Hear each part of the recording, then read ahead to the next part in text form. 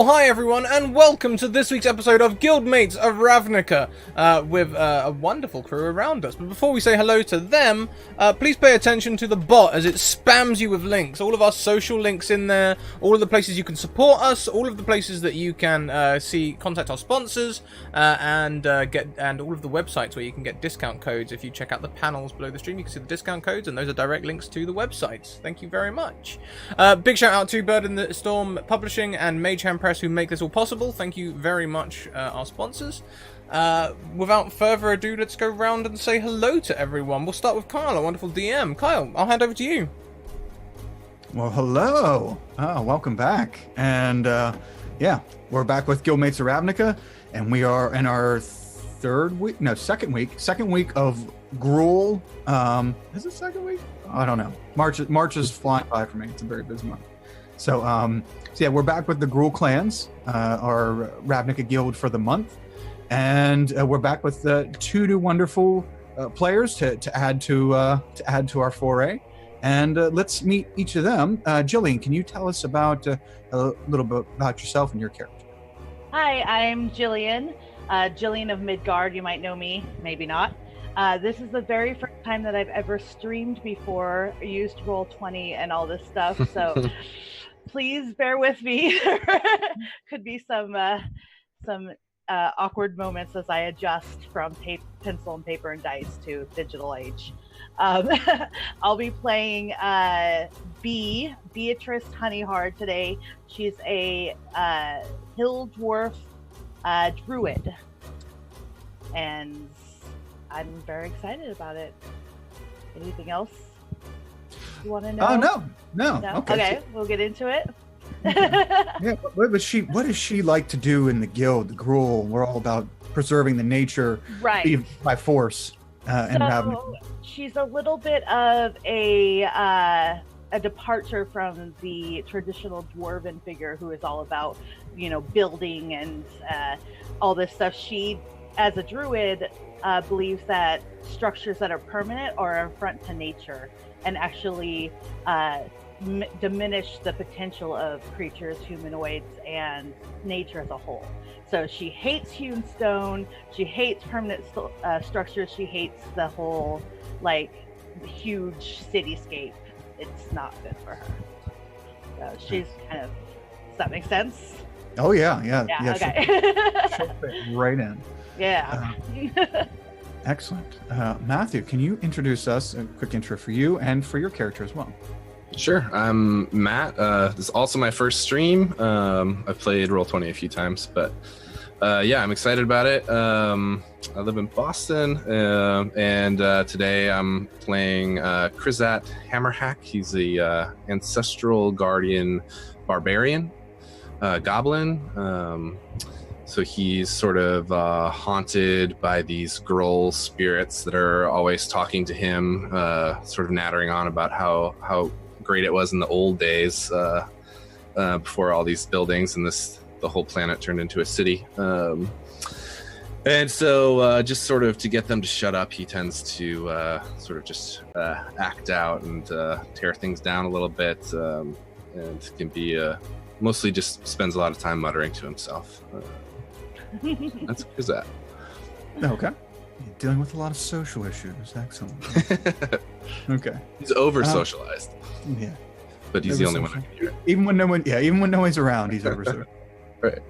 Excellent. Scrat, can you reintroduce us to Fork this week? Yes, I can. Fork is a half-orc enforcer for the Gruul.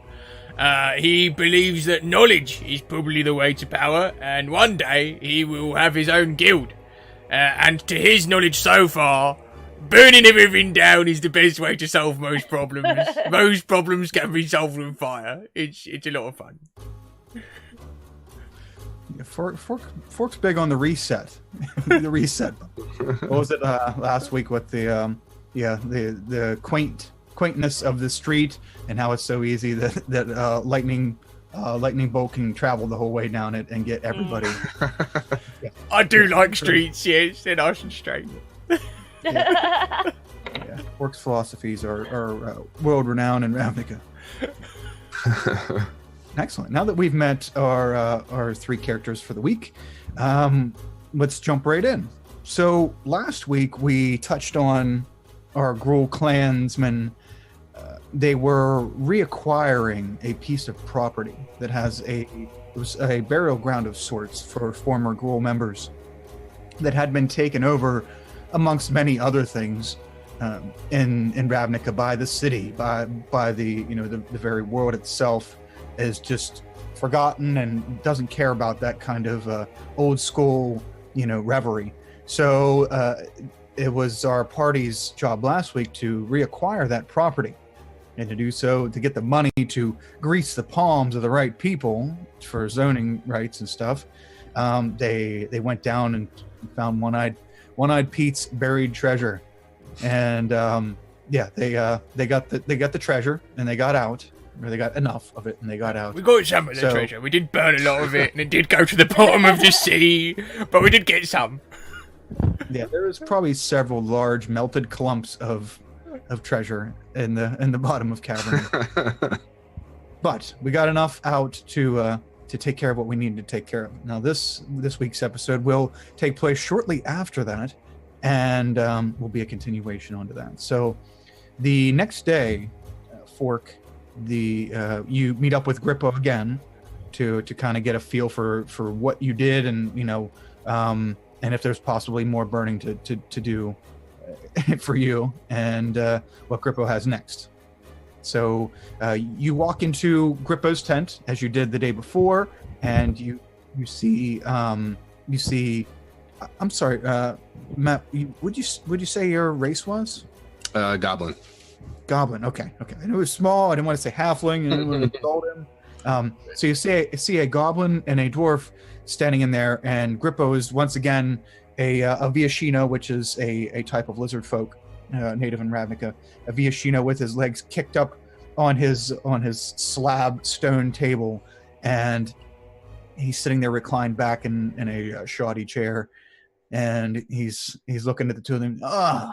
Come on in, have a seat. Hello. I'll stand, thank you. Okay, all right. Take your pick. I'm sorry, I didn't catch the names of you two wonderful wanderers. What were your names? Krizat. I'm Krizat. Krizat. Okay, excellent. Okay, and You you can call me B. I go by B. B-E-E. Like Buzz. Oh, okay. I ate some bees once. Not of your persuasion. Okay. Little like that. I'm sorry. They were like up in my face. I didn't have a choice. I mean, circle of life and all. Yes. I gave them a proper burial. They came out. Sure. Okay. So now that I got all three of you here, I expected at least 7 or 8 for this mission, but I'm sure 3 can take care of this just fine. So, actually, I kind of. All right, maybe I might have to come along on this one, because I was expecting quite a few more. And now that I come to think of it, Fork, I know your prowess for setting people and things on fire is renowned, at least in these 3 blocks. When you need enforcing, I got a lot of force. Yeah, I think we just need at least a few more people on this. So I'll accompany you, and if I see anything amiss, I'll step in and try to help. So Fork, the treasure that you received yesterday, or you retrieved rather, speaking of, the ogres went missing.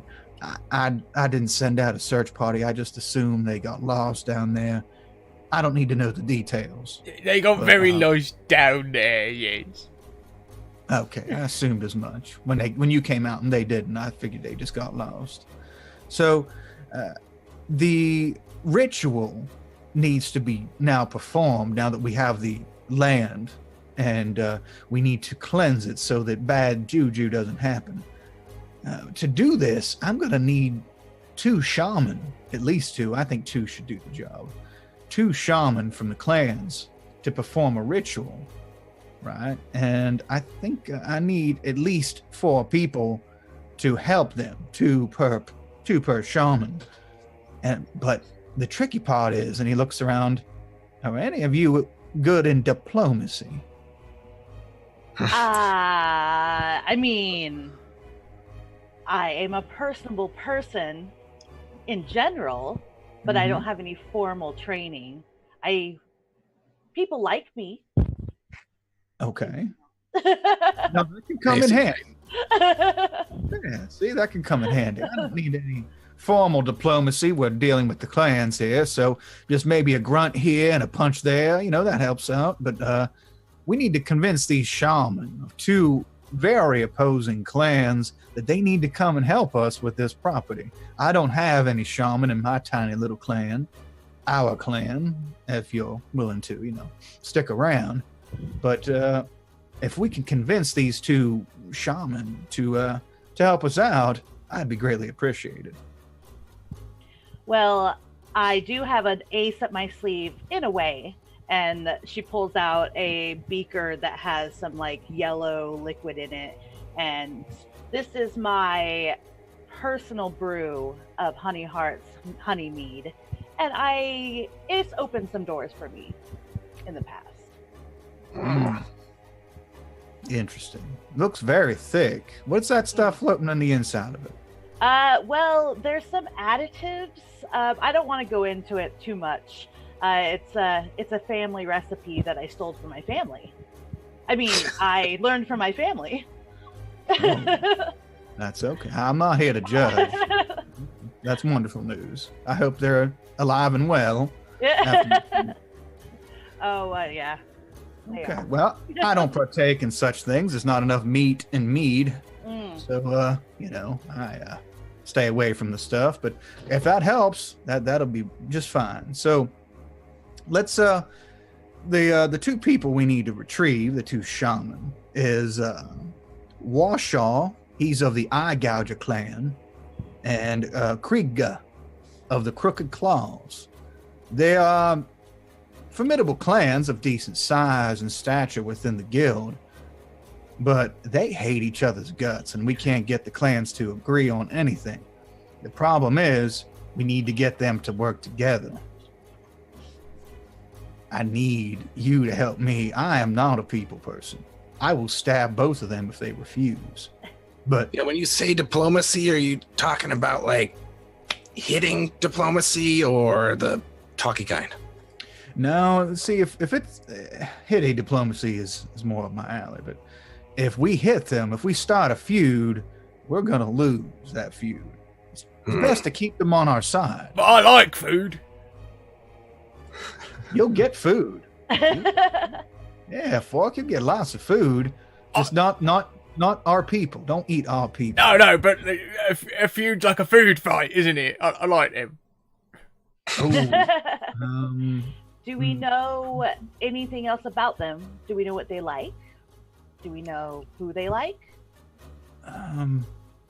Grippo, the Viashino tilts his head back and opens up his mouth. He's got rows of very sharp, small teeth, and he starts messing with his teeth and pulling something out. Flicks it. They like pretty much the same things we do. The destruction of the modern world, bringing it back to the way it should be. They enjoy ruckus and fighting.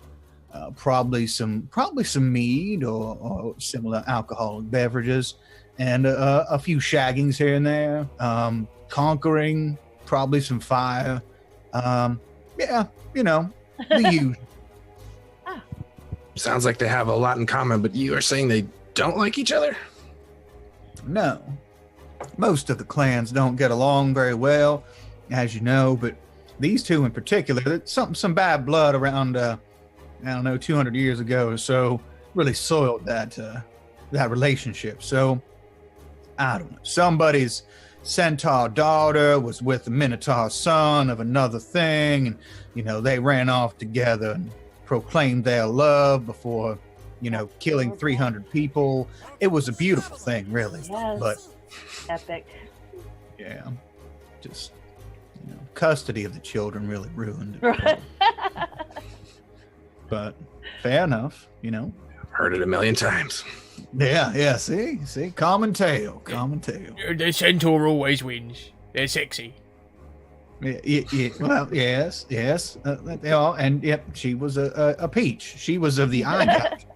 So an eye gouger centaur. Yes, they're very elegant, in my opinion. I honestly think the Minotaur is often overlooked in its grace and elegance. I read that in a book. True. But, who am I to judge?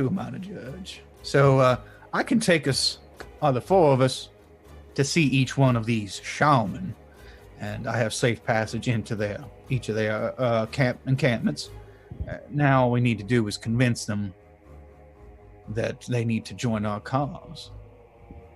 So, who wants to spearhead this conversation? I will, of course, get us access and get us there. Like I said, I am not one to negotiate anything other than violence.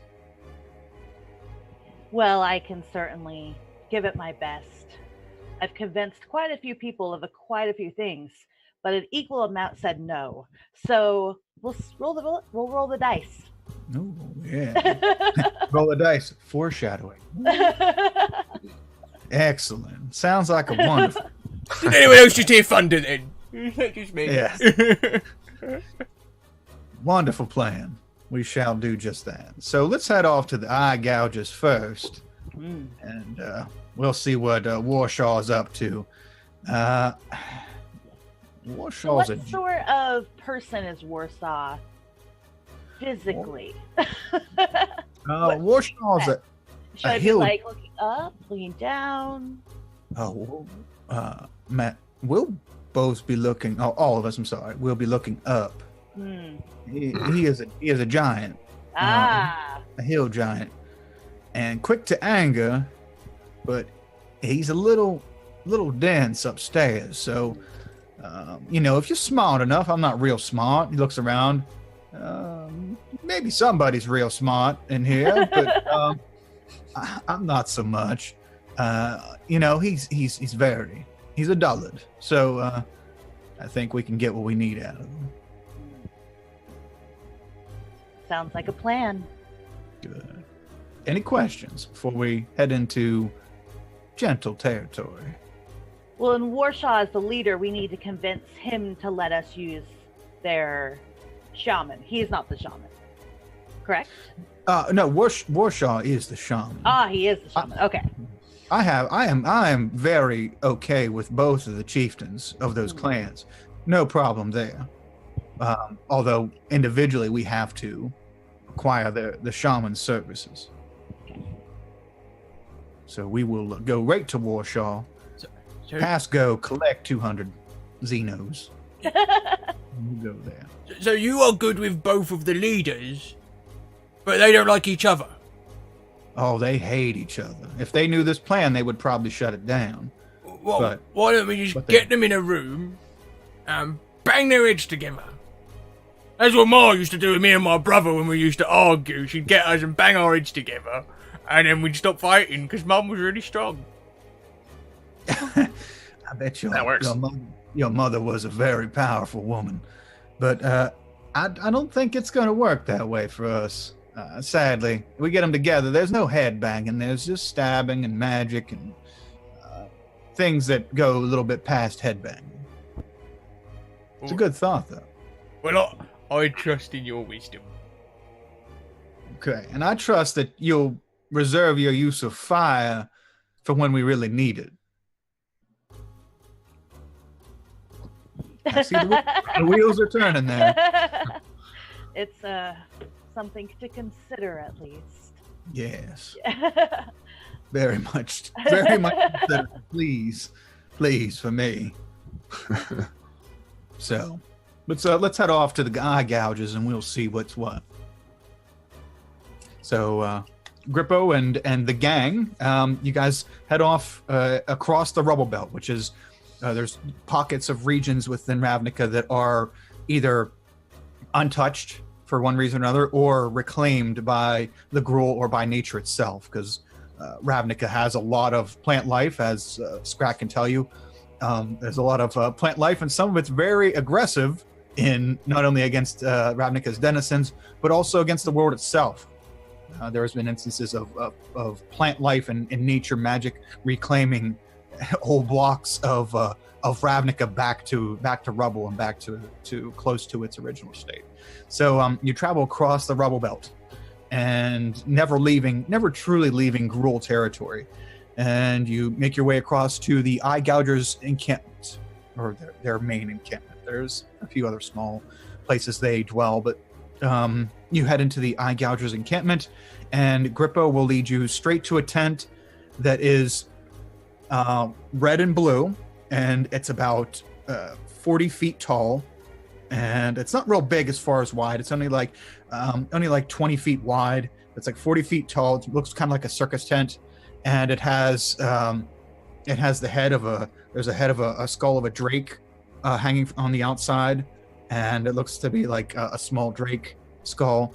In Ravnica, you're not really going to see dragons because there's really only one true dragon. That's Niv Mizzet, who is a guild master for the Izzet League. But drakes, there are plenty of drakes. So you see a drake skull and smell the smell of incense and maybe something cooking coming out of the tent. And it kind of, the opening of the tent kind of dwarfs you, as no pun intended. Kind of dwarfs you as you stand in the open tent and walk in, and the smell wafts out, and you walk into a dimly lit tent and see a rather small hill giant at the other end of the tent. And it's some kind of like laboratory setup, makeshift laboratory setup, very primitive stuff, mortar and pestle and whatnot, cauldron boiling, and the hill giant turns and looks at Grippo and, "Oh, Grippo, I expected you. Welcome to my tent." And he's like, "Hi, nice to see you. All right, I know we speak in common, but let me know if he does anything shady. Does anybody know how to speak giant?" Tommy. Hang No. on. Let me check my character sheet. No. Okay. All right. Shit. All right. I'm gonna ease on into it. Okay. Hey there, Warshaw. It's very nice to meet you. We need to ask you something. B, go ahead. What were we gonna ask him? Warshaw, I've heard so much about you, and it is a pleasure to meet you. Thank Absolute you. pleasure. We humbly have come to request a favor of sorts. Okay. Are you in a good mood today? I had my movement for the day. I'm in a pleasant mood. Excellent. I was just wondering, we were wondering if you were free this afternoon to accompany us to a certain task that we were doing. We're fun people. You'll have a good time. I guarantee it. You know? I set things on fire. There could be some fire involved. That's true. Ooh, okay. Yeah. How are you feeling about that? What do you think? Looking at us, does it look like we could offer you a good time? Maybe you could do something for us. Maybe we could do something for you. I think I've heard this line at a truck stop. But,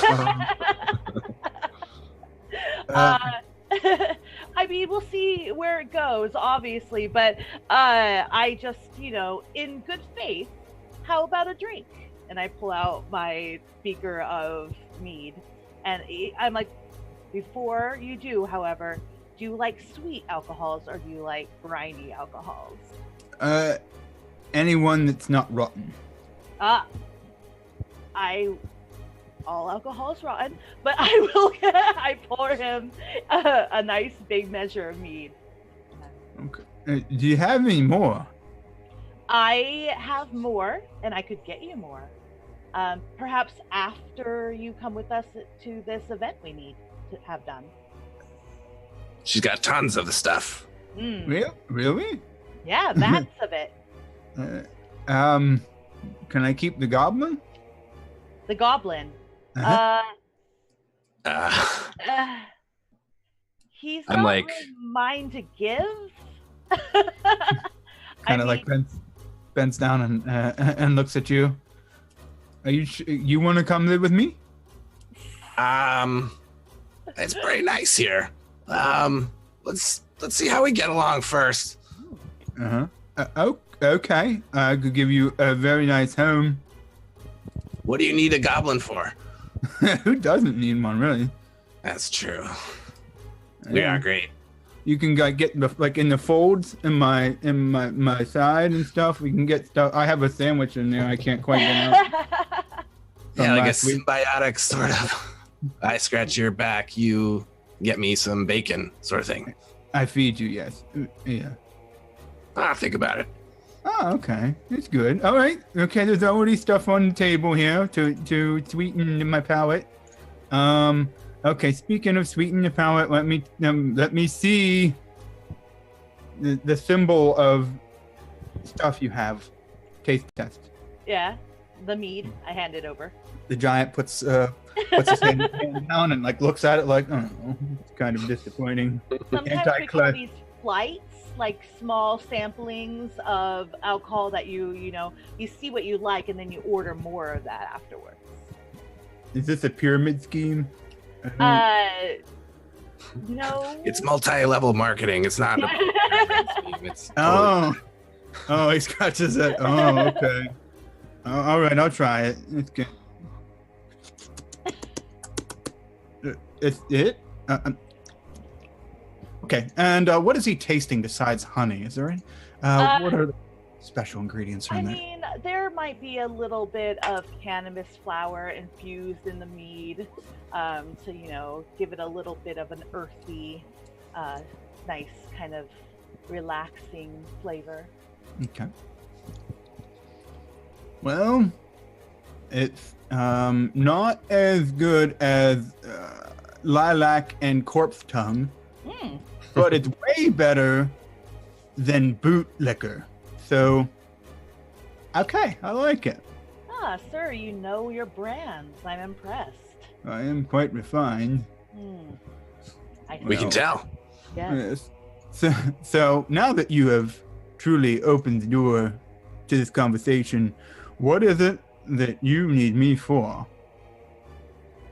I look over at Grippo and I'm like, my friend here knows the specific stats on the mission. Grippo's like, he kind of lurched his way to the back of the tent. I'm sorry. I thought she had all the details. I should. Well, I can explain as far as I know. We need a cleansing done. I look at Grippo for like affirmation. Like, that's correct. Yes. Okay. Cleansing. Your shamanic powers would greatly be appreciated in this endeavor. We have some property, some land that needs to be set right, and little sage, little like clapping of the corners to get the bad out. You it's your job. You know what I'm talking about. You're quite wise. I've clapped several corners in my time. Spirits out of the corners, Yes, that's when they get stuck. Yeah. All right. That's quite fair. I can help you. What is in it for me besides a little drip of your honey? And maybe a goblin. Maybe. Maybe. I would treat you so good. Just know that. I am renowned. The last goblin I had that died, I treated them so well. There are these spirits always talking to Crisette, so he's sort of just like, he seems nice. I know. I'll try to keep an open mind. Yeah, I know. Tell your family I said hi. He's like, he's looking for them. Like he kind of gets what you're doing, but he doesn't see them. They say, you have a great mass. Oh, great mass. I think that's what my mother used to call me. Good. Okay. Well, all right. So possibly a goblin, definitely a tiny bit of bee stuff. What else? These He looks over at you, Fork. Do you have anything to offer me? Yes, I do. I'm very good at destroying things, so if you want something destroyed, once we've done the ritual and cleansed everything, we can blow something up for you. How's that? Ooh. Well, it is appropriate that you should say that right now. The giant takes a couple steps back, and on a boulder like that's sitting right in the center of the tent, that's probably 15 foot tall.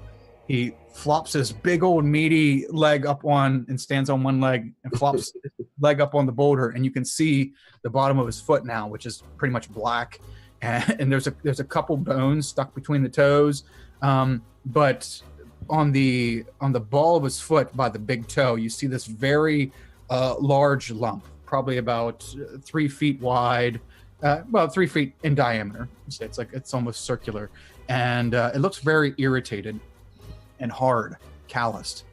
And he says, "Do you see my wart? I could use my wart burnt off if I do this for you." Yeah, I can probably do that. Excellent. I can't really reach it. We'll do it afterwards because it's going to take time to heal. Yeah, that makes sense. Yeah, afterwards, yes.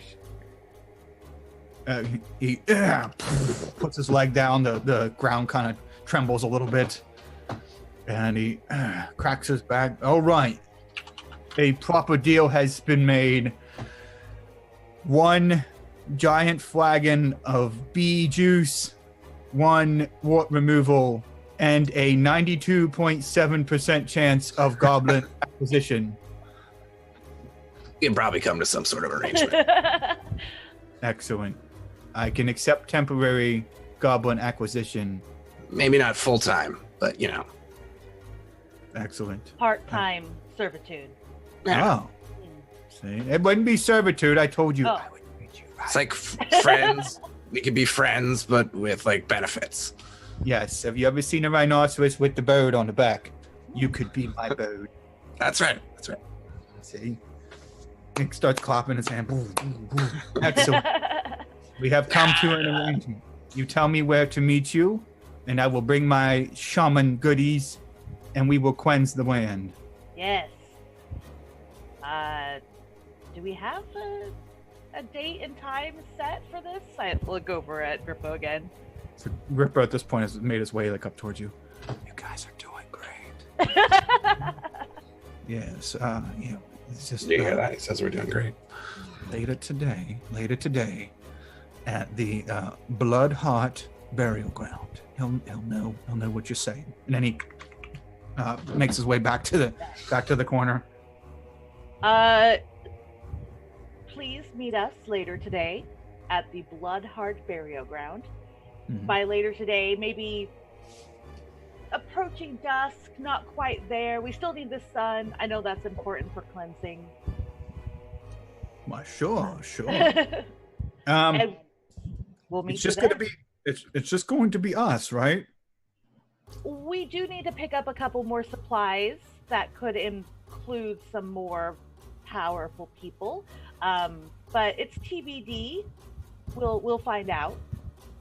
Maybe some like lesser supplemental supportive shamans, not as great as you, but like, Are they certified like me? Do they have a card? Do I know them? Are they in the network? Is there a network? what was that? Recreation? Shaman Appreciation Club. I mean, we have lots of ordeals that we go to. I think his name was like Greg or something, wasn't it? It had some G's in it. Yeah, Grisha or Gregory. Yeah. Geeks are good. Yeah, Geeks are good. Geeks. You were our first choice, obviously, so we're gonna go see if we can pick up a couple others, and we'll meet you there. I'll bring more meat. Okay. Okay. Very nice. Okay. And he's like pondering. Okay. I'm the first. All right. You're like prime shaman, Shaman Prime. I like it. Okay, I will gather my things and meet you there at dusk. Just before dusk. Just dusk. Yes. Okay. Still light Okay. outside. Yes. Okay. Excellent. Yeah, and he begins to gather his things immediately, and he's jiving a little bit. He's feeling pretty good. Maybe a little useful. Maybe that cannabis is kicking in. Yes. Yeah. Just that one. No, it's a lightweight. So, yeah, I he felt pretty good. You guys did very good, very, very good offerings, and it wasn't much of a contest for him because, yeah, well, free shit to come do stuff that I got to do anyway. Sure. So Grippo says, I'm very proud of you. All three of you did a wonderful job. That is an easy acquisition. However, I'm anxious to see how you're going to deal with the fact that you didn't tell him that Kriega is also coming. But I'm sure you have a plan. I'm sure you have a plan for when they see each other. So let's you think go they know over... each other? No, they know each other. They hate each other. Yeah, very much so. So I know you have that all worked out, and I'm not going to question your methods. So maybe we could get Kriega to wear a disguise, ceremonial garb, something. Kriega kind of stands out. I know. You'll see. You'll see. You'll see. I know. You could horrifically burn her. If they hate if they hate each other, do they like compete if they're both shamans? They may. If they're not killing each other, they may compete. Like a shaman off. Why don't we go to the other one and say, well, we're going to get this shaman to do a thing because he said he's much better than you. And then go back to him again and be like, well, actually, we're going to change to this other one because he said he's a lot better than you. And then get them to compete with each other and do it anyway. And then when they're done, just burn them both to the ground. But we might need them later on. We can always get more shamans. Might save me some trouble if we do take care of them. Fuck, you had me up until burn our own people round. Yeah. I He mean, might be onto something. There's just no fun, is it? I'm sure we can have some fun, but maybe it's somebody else's expense. Why don't we just, while we're out and about, we can just burn down somebody's house or something to get the itch off you. And then, rather than our own people. All right, we'll see how it goes. Okay. So we'll start out with doing our business, and then you let me know if there's anything along the way that you need to take care of. To get You do get to burn the corn off of that guy's foot at the end of all this. I have no idea how I'm going to do that. I'll probably just use a fireball or lightning bolt or something. Oh! Have you had any medical training before? I was born. I was definitely in hospital. It's true. It's true. Yeah, well, maybe I'll have a cure wounds on standby when we do that, just in case. That's probably a good idea. Yeah, get that wound from a fireball to the foot. Very good. All right, well, let's head on over to the Crooked Claws. And hopefully this goes just as smooth. Hey, Bo, do we have anything to offer her, like as a clan? I don't have enough free time to commit myself to multiple shamans and still break down buildings all the time. I don't think she's going to require you to do that kind of service. Okay. Maybe she just likes rituals. We'll see. Okay. We'll see how it goes. So, B, you did a wonderful job last minute. So, are you taking this point as well? I can. I've got some other items to offer. I pull out of my satchel these little cakes. These are made with a special herbed butter. She might like that if she's not like a drinker like our new friend Orsha was. So we'll see. Okay. Yeah. I find that people usually like the offering of sweets and or alcohol to it sets them in a good mood. Okay. Yeah, I don't think you're gonna find that success with her. I don't think she drinks, and she doesn't eat meat. But the little cakey things you're talking about, they might help. Yeah. Well, we can always try. Yes. Does anybody have any other sort of persuasion abilities that maybe we could put on the back burner? She's also a giant? No, she's not a giant. No? Okay. No. What is her... She's a turtle. Oh, okay. I don't know if they like being called that, but that's what I call them. Turtle people. Oh yeah, well that's good information. Sure. I've ever met one before, so this will be a treat. Yeah, she's a rarity amongst our people, but don't let the fact that she's a turtle fool you. She's wiry. Ah. So how about we head on over there? And I'm sure you'll have this right at the last second. Everything will fall into place like it did right there.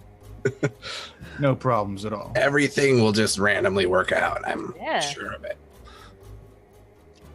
So you head across the rubble belt, a few miles of travel, and you make your way to a rather open encampment. This one was kind of secure and closed in and had wall or large piped walls and stuff like that. But you head over to the Crooked Claw encampment, and it's wide open, and you can hear some very heavy grunting and strange noises, like some kind of animal grunting, maybe aggressively at something towards the center of this very open village.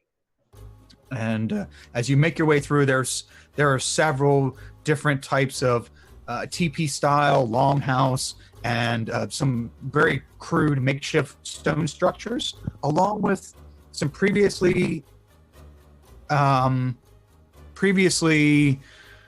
abandoned old Ravnica buildings. How's that, Scrat? Is it any better when I move closer? No, you've started to go robot-y again. All right. I think usually the plug-unplug does it, doesn't it? The unplug-plug. Yeah, I can't remember what I unplugged. Sounds good now. I don't. It's very intermittent. Fine. It was like sounds fine. No, it's gone again. It's switching on and off. All right, let me unplug and plug. I can't remember what I plugged, but let's do this. Pew!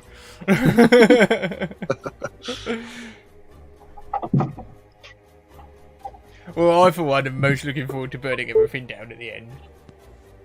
Please stand by. You light it on fire, and I will hit it. I like that. Oh, and if I light it on fire and you throw it, then I can make lots of them appear. Oh, nice. Yeah, it's a trick. All right, so how about now? How does it sound now? Sounds great. Is the audio good? Okay. Yeah, that stupid interface is weird. All right.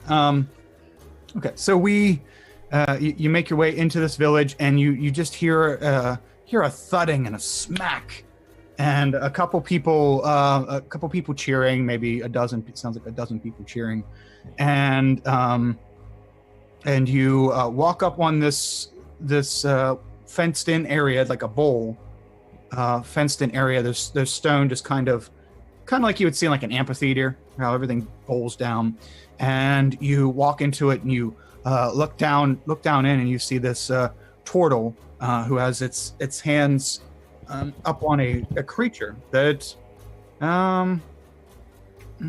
B, go ahead and make a nature check, please. Okay.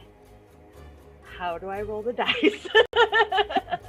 Just go on your character sheet, and beside where your nature skill is, just click the word nature, and it'll do the roll for you. All right. Yeah, very convenient. Okay. Fancy. So you look down, you see this large, this turtle with its hands on the two horns of this large beast, and the beast has three horns, two long ones and a short one on its snout, and the turtle is kind of like trying to hold it back, and the beast is pushing it forward, and the turtle is sliding across the dirt. You don't recognize this beast. You've never seen one like it. None of you seem to recognize a very strange, alien-looking beast, almost prehistoric. And the turtle is fighting it, and the turtle lets go of one horn and grabs the other and spins around to the side of the thing's face and punches it in the back of the head. Oh. And the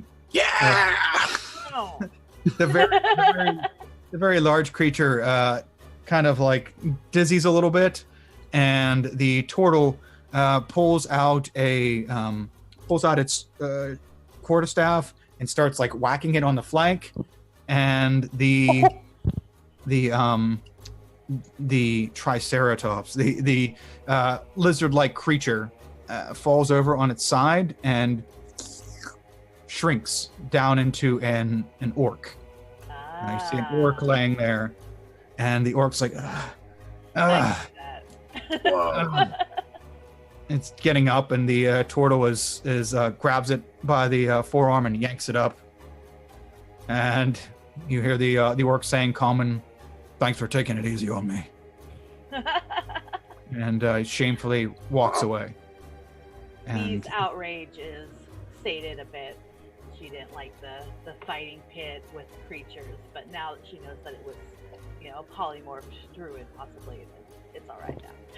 Okay. Yep, just a bit of sparring. A pretty badass turtle.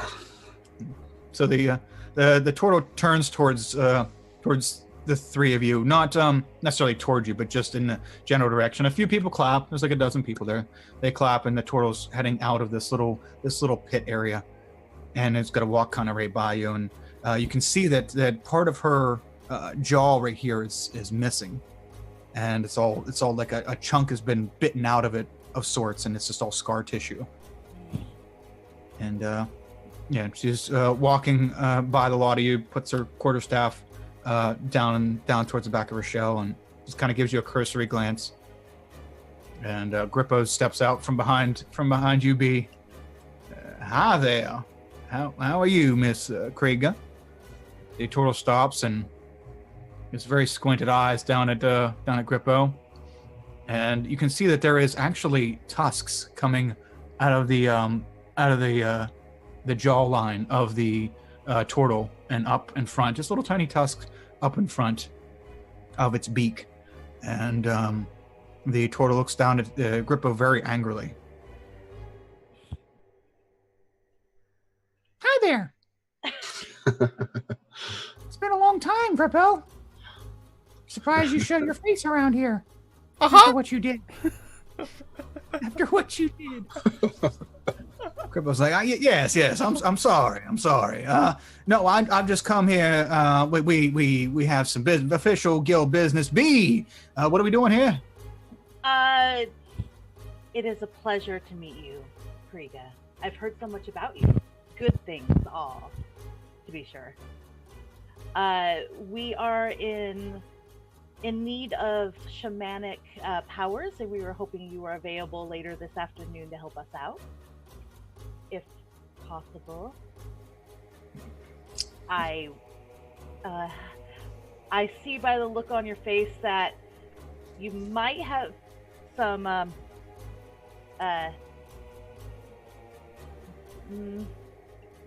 okay, here's this. We have offerings to give you that might sweeten the deal, and I take out some little cakes, and I'm like, these I made this morning, and possibly you will enjoy them. I don't know if it's worth it, B. No, that other shaman we saw, they were much better, weren't they? I know. Pretty big. I don't know. She seems pretty strong to me. I guess it's worth a try, I guess. What is Kriega looking like when we go back and forth? He's very squint-eyed Yeah. and not saying much, just watching, looking back and forth between the four of you. Maybe you like demonstrations of the power of those that you will be working with rather than gifts. Let me stop you right there. I put my cakes back in my wallet. What do you want? We need a certain area cleansed, and only your shamanic powers can help us with this. We were hoping you were available.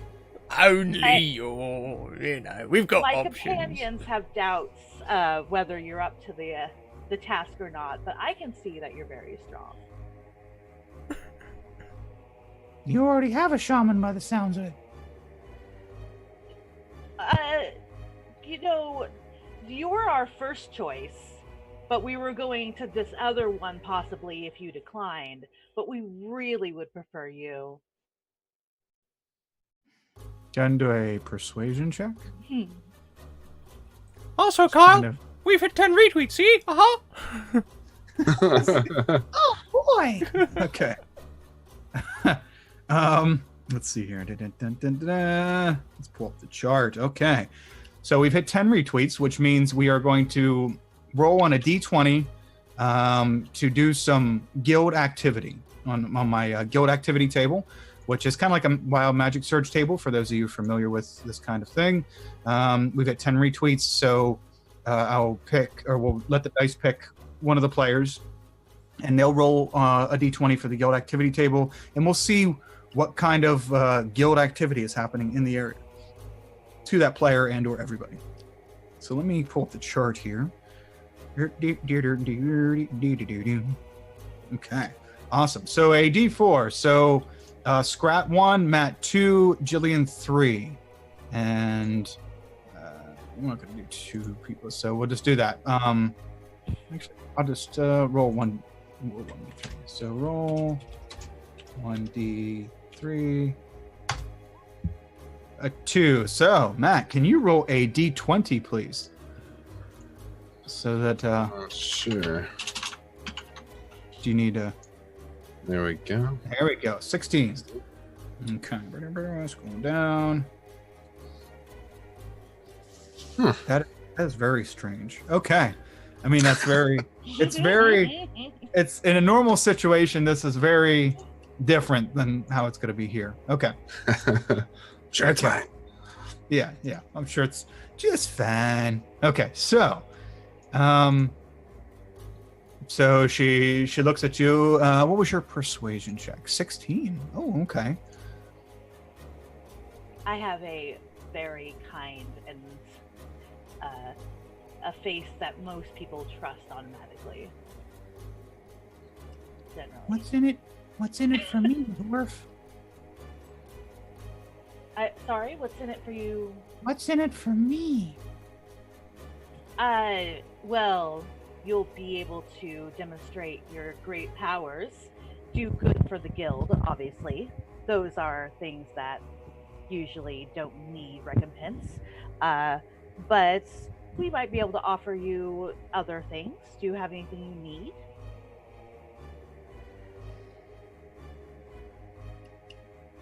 Yeah, I do. It can't be a goblin because we kind of already promised him.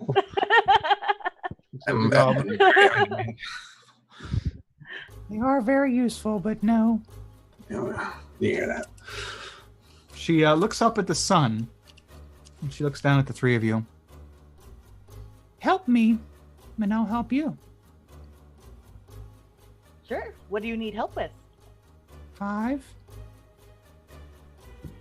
4, 3. I step 2, back. 1. And you hear a sound of panic and screaming and fighting coming from west of you, like probably the equivalent of 2 city blocks over in this small encampment. We get attacked every day at this time. I have to kill many. The wild magic surge table, or the guild activity table said there's a gruel raid in the area. So we're getting raided right now. All this infighting. Damn it! We don't get anything done.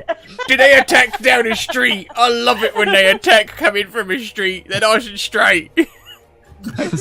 Yes. So, the turtle pulls out her quarterstaff and it begins to glow.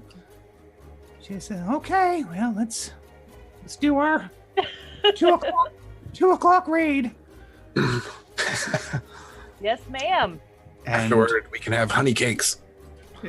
the 5 of you walk slow-mo down the street, like a western movie, and you cross a couple streets and you look over and you see a very small band of gruel warriors from a different tribe just thrashing the people and the buildings here, trying to set things on fire.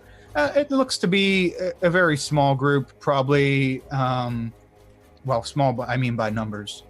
It looks to be like a hill giant and 2 humans and a halfling, a very scraggly looking, primitive little halfling.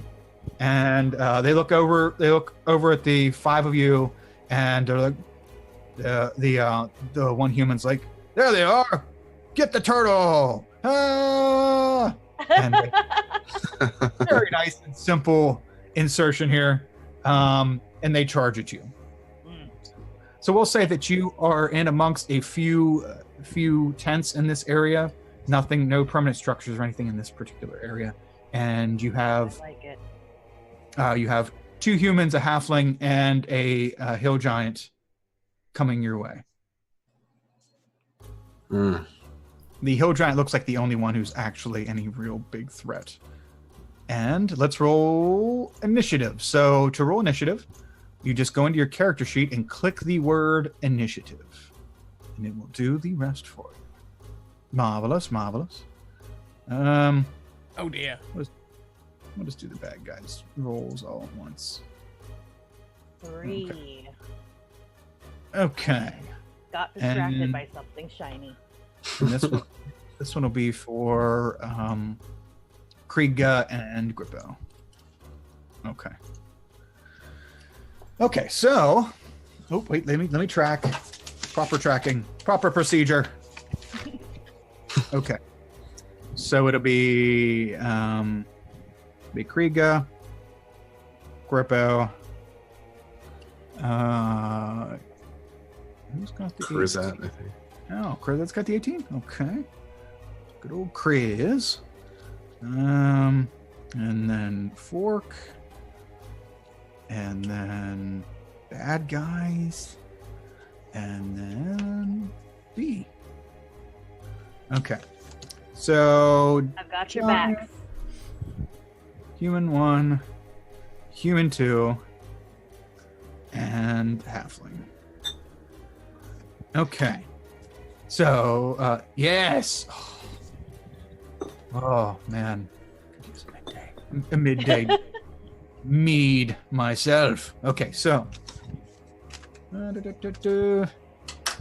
Okay, beginning of combat.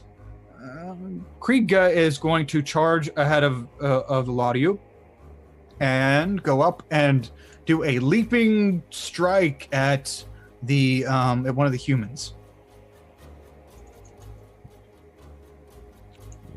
For 15, which none of these warriors are heavily armed. It's all furs and hide armor and some leather, some makeshift leather armor. So nobody's really heavily armored.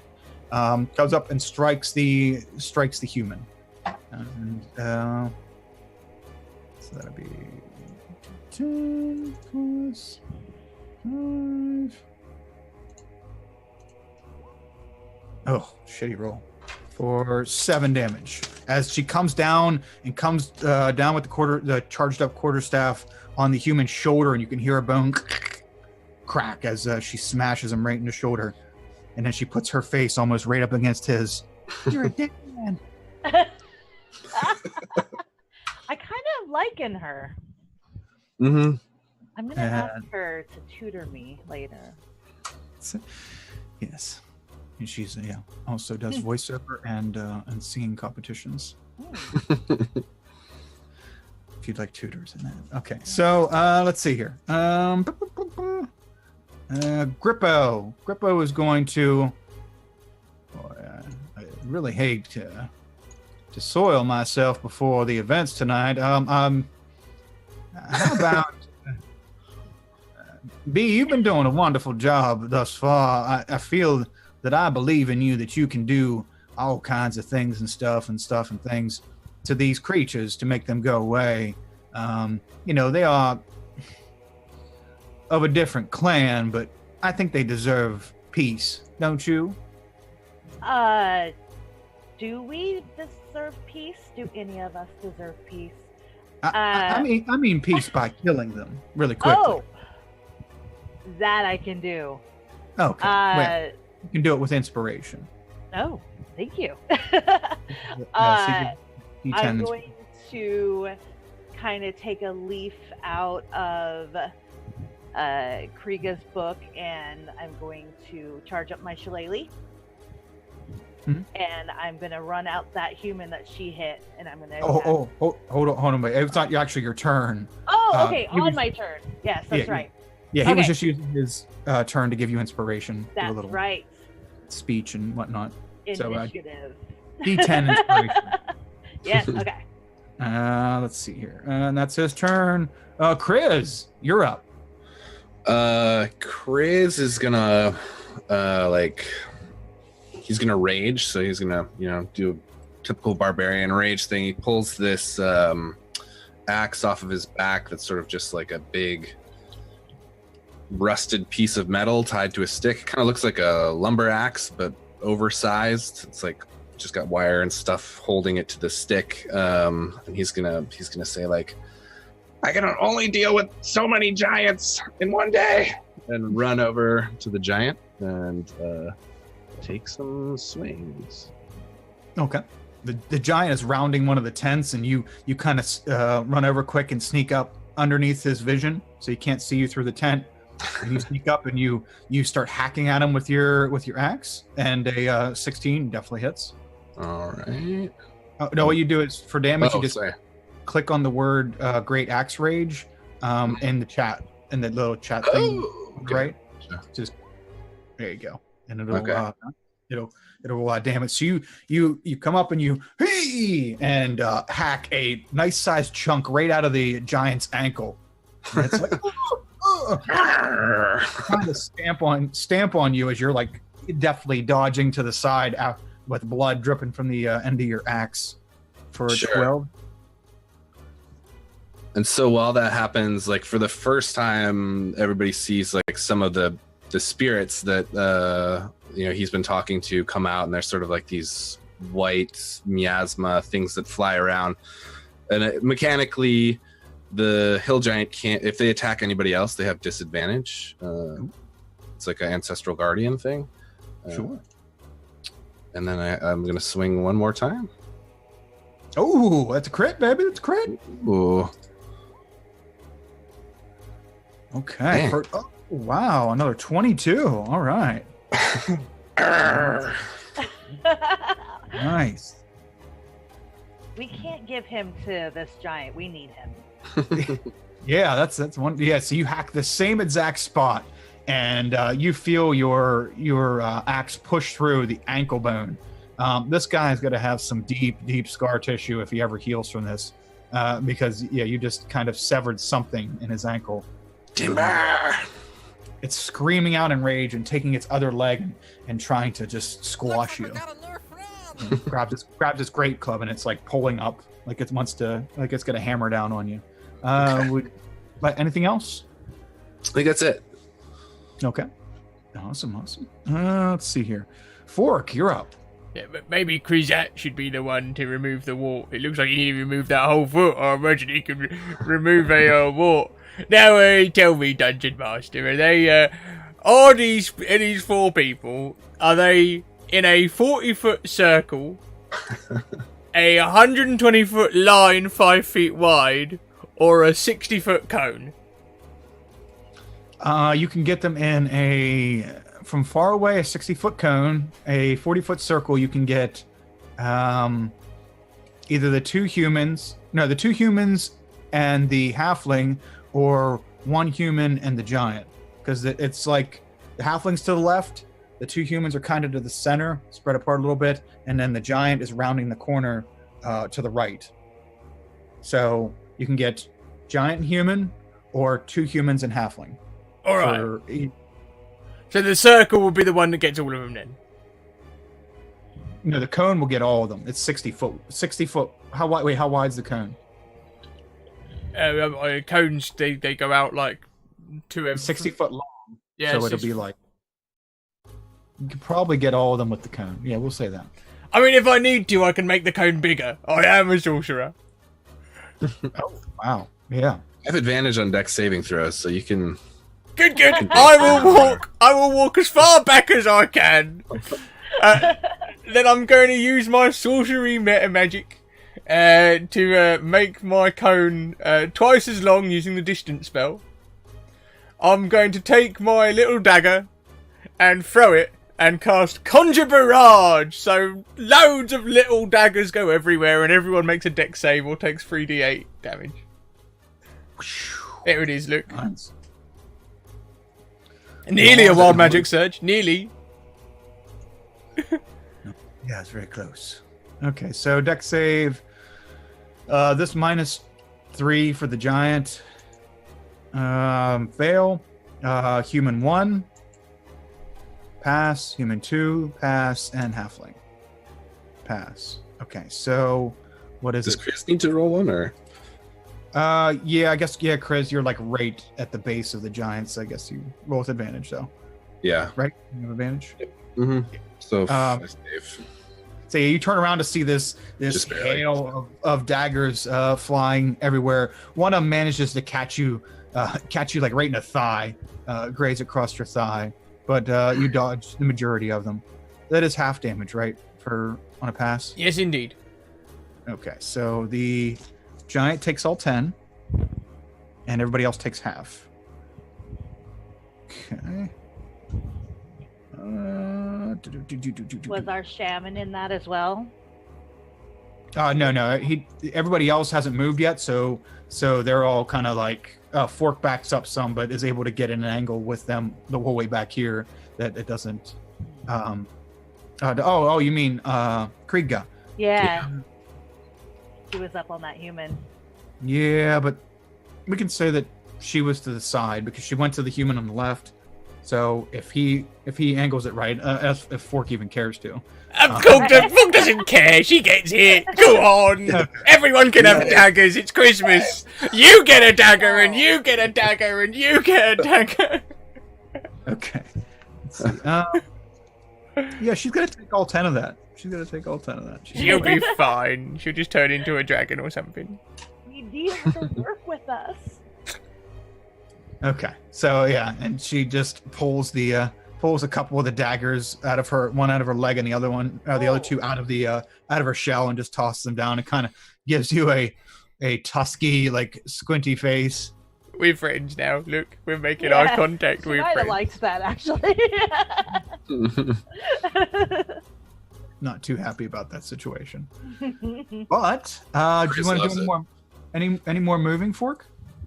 No, that'll do for me. Thank you. I will be preparing things. Okay. Bad guy's turn. So the giant with goblin underfoot takes its club. Hold on here. Let me get legit here. Let's get legit. Okay. Takes its great club and starts like trying to smack down on you.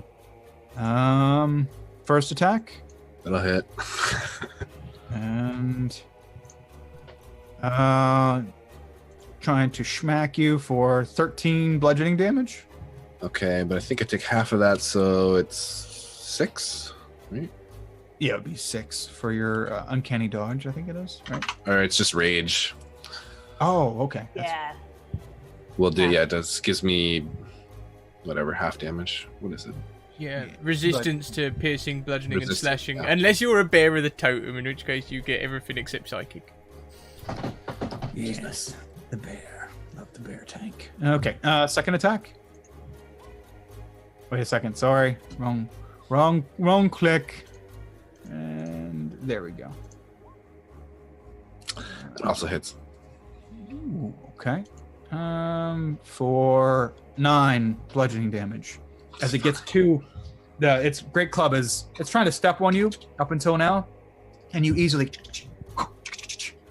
just like dart back and forth and easily dodge its foot. But when the club comes down, it's like 4-foot girth. Just comes down with such a speed that you're just kind of smacks you in the arm, and then it comes over again as you're trying to regain your balance and just kind of golf swings you a little bit. Yep. And It's okay. I'm fine. Your ancestors are looking a little pissed at this.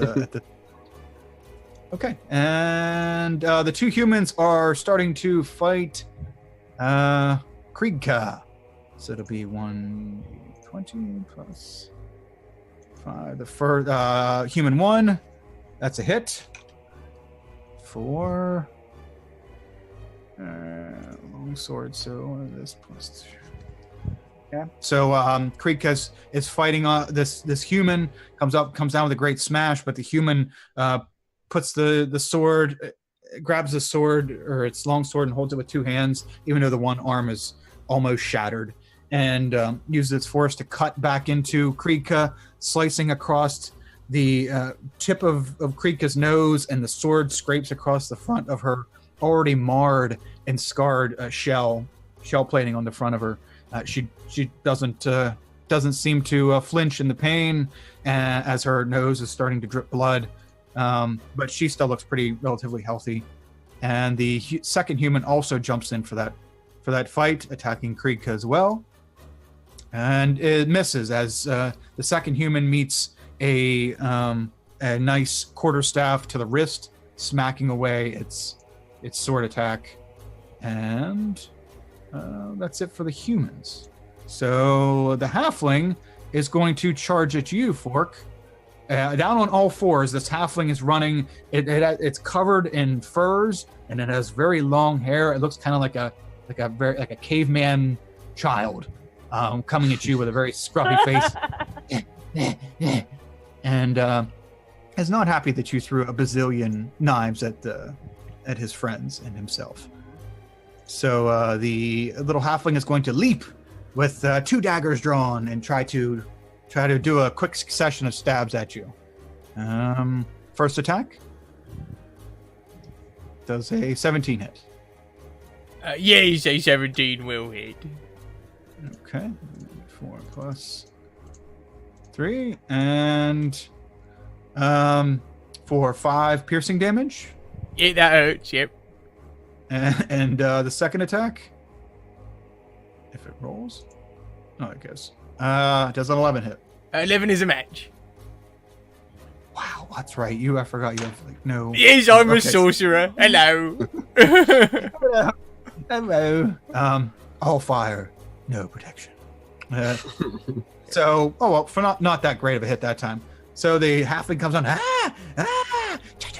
starts trying to stab at you with its knives, very crude, like bone-made knives, and it's just kind of stabbing at you, and manages to catch you with both of its first attempts for an additional 4 piercing damage, and that is the bad guy's turn. So, who's next? B.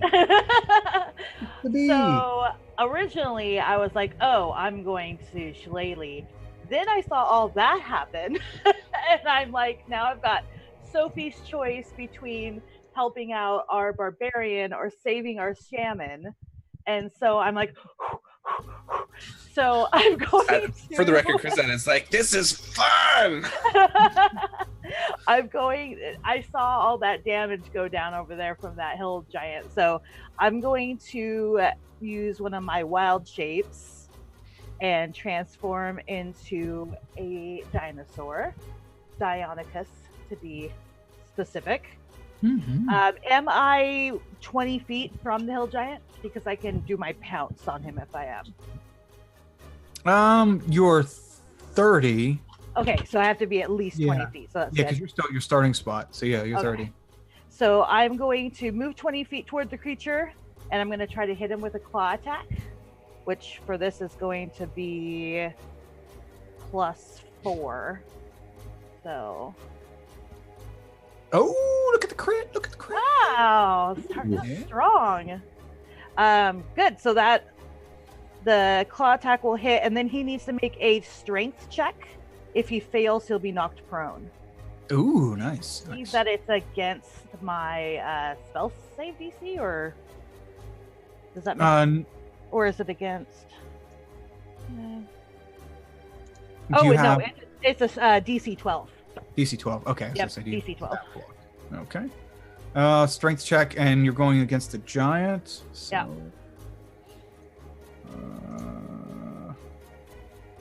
Which, you know, they're probably pretty strong. Okay. But we'll see. Haven't seen him roll below a 20 yet. Yeah. He's kind of hardy. He's a thick one.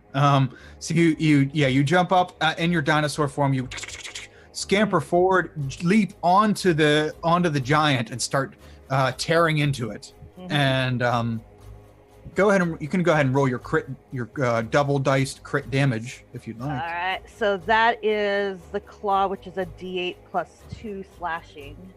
Okay, so 2d8 plus 2. So let me change this since I've got wild shapes here. Oh wait, did it transfer to 8? No, there you go. Okay, so it'll be 11, the 8, your first 8, and then the 3. So 11 plus 2, so Yes. 13 damage as you jump and you land on the giant's arm, the one that doesn't have the club in it, and it's raw flesh, and you've got your claws sunk in, and you start lifting them up and start slashing at the giant's arm, and you're holding on in dinosaur fashion like a raptor on the side of it. And the giant's trying to, like, he's already nursing that really wounded leg, and he's trying to get his club up so he can try to smack you off of it. But He does didn't manage. go prone. Nah, he didn't go prone.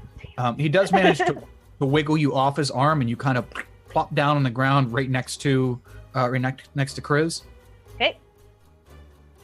Wow. And that'll be my whole action Okay. for that turn. Awesome. Okay, we're back to the top of the order. Krika is going to, let's see here. Going to turn into, nothing too crazy. Let's just turn into, I don't know. Why not? Let's turn into a brown bear. Let's do brown bear. She doesn't want to show off, you know? Oh, was I showing off? Yeah. I'm sorry. Did I turn into a... my apologies. No. You didn't know I was that kind of druid, did you? Okay. Let's see. Battle. Krika turns into a brown bear and begins to attack the human in front of her. The human's like, oh, and Krika's going to take 2 strikes, a bite attack and a claw attack, and it's going to hit on the bite attack as she bites down, roars up in bear fashion, and bites down on the clavicle of the human, and blood begins to spray out across his hide garb, and he is hurting. I knew she could handle herself. Yeah. Stupid human. Getting the drop on her. Okay, Grippo. Okay, is going to creep over and take out a short sword, or 2 short swords rather, and run over behind the halfling that is accosting you, Fork, and give it 2 quick attacks to the back. Let's see here. Do I have a? I like that. He's taking the flanking. Isn't that nice? Isn't that special? So first attack, second attack. So he manages to catch it in the back with a short sword, but the halfling quickly turns around, wounded now, turns around and. If he's flanking the creature, wouldn't he get advantage on them attacks? Oh no! Oh no! I don't. Do you do flanking? Are you one of those people? Sometimes when it benefits me. I've heard quite a few people still use flank. I never really used flanking. That's totally fair. You are the DM, sir. Stalwart.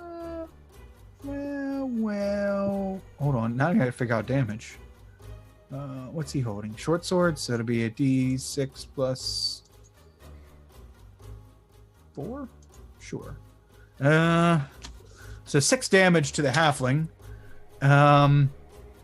As he pokes it in the back, and then the halfling turns like a wild dog and is looking at both you, Fork, you and Grippo. And Grippo's like, "You got this, little fella, or do you need my help some more?" Oh, I got him all right, duck. I'm just gonna dive over this. And Grippo kind of stands back, like, "Okay, I know what's coming. Something's not." That goes for everyone. That would be nowhere near any of that. So Chris, you're up. Yeah, so Chris like picks himself up from the last club hit and like sees this dinosaur go flying past him and rip a hole into the hill giant. He sort of gives like a recognized game look to it. Then these like spirits fly around him. He's like, "Wait, what?" He looks over at Fork. And he's like, "Oh shit, I need him. He's got to blow the stuff up." So I'm gonna just run over there and try and hit this halfling guy. Also, Okay. Are you gonna disengage or bonus? Yeah, I am gonna bonus action disengage. Yeah. Okay. With what is that? There's something, and then I don't think it's a bonus action, but I'm gonna reckless attack the halfling. So that means that I get advantage on my melee attacks, but he gets advantage on me if he attacks me, which I guess he has to. Now that I think it may not be the best idea, but we'll see. So 25. Oh yeah, 25 hits. For 7. 7 on the halfling. Okay. And then I sort of do a little twirl, do it again. Oh, a little flourish. Ooh. Yep. Nice. For another 7. Okay, the halfling is not looking so well as you. It's paying attention to Fork and Grippo, and you run over. You kind of do a slide away from the giant trying to step on you again. You slide out from underneath its feet. You take off in a full sprint over. You come over with your axe, and you just do 2 quick cleaves into the left flank of this halfling, and you get him like right in the hip on the second one. You can hear the hip bone shatter. This halfling is within the inch of his life as he is bleeding and kind of leaning over to the one side, and he's very, very messed up. I was going to be so epic when I came over and cut him in half, but almost. He's still alive, but barely. Right. You at least gave him a limp if he survives this, long-lasting, unhealable. His insurance company's going to hate you for the things you're doing to him. So, it's a long-term investment, really. Yeah. Cool. He has to survive for that. So we'll see how long that happens. Anything else, Chris? No, just the sort of spirits are flying around this guy, so he attack me or he gets disadvantage on the other people. Okay, so that moves from the giant over to this guy now? Yeah, right. It's whoever I attack. First person I attack on my turn. Okay, awesome. So now the halfling is nursing its left side, trying to hold its innards and blood kind of in its body, and it looks up and sees all these swirling goblin ghosts around you, and it's just kind of he's getting very terrified. And he looks like he's gonna try to make a run for it because he is in over his head. the three of you, plus the large amount of strange-looking goblin ghosts around. So, yeah, some of them are probably like picking their nose, while other ones are like holding a knife and threatening the guy and all kinds of stuff. So, yeah, goblin ghosts. Go figure. Okay, so Chris is done. Fork, you're up. Right, well, Fork's been hurt, and Fork only knows one rule, and that's the rule of survival. So now it's time for everything to die. So, Fork's hair will sort of start to stand on end as his eyes glow bright purple, his skin darkens a little, he raises his hands in the air, and fire starts to come from his fingertips as a 40-foot circle of flames appears. Now, can he position that 40-foot circle to get everyone in? 40 foot, yeah, you can get. I mean, it's gonna get. It's gonna get the dinosaur. It's gonna get Kriega. You can avoid getting the two that are with you right now. If you move around just a little bit, you can get the halfling without getting Kriz or Grippo. But but Kriega and B are definitely they're out in the midst of it. So they're but all the baddies are gonna get inflamed. Yes, I'm sure they'll be fine. I will shout duck, and then that way that gets rid of all liability, doesn't it? Duck, and I'm going to cast fireball as flames erupt from the ground. Nice. So the entire area becomes engulfed in flames. Let's see, dex saves from all these people. So we'll start with the baddies. So we'll do the giants because I have a sheet for him. Dex save for the giant. And let's see here. So human 1, human 2, and halfling. Oh wow, they are all dying. Well, I don't know about dying, but they're all taking the full brunt of it. Kriegka and can B, can you roll a dexterity saving throw, please? Yes, so Dionicus has a +2. Looks like we got a new friend. Hey! 17 +2. That's good. And of course, this is a 40-foot circle. All the tents, wooden tent poles, wooden crates, anything like that, it's all on fire.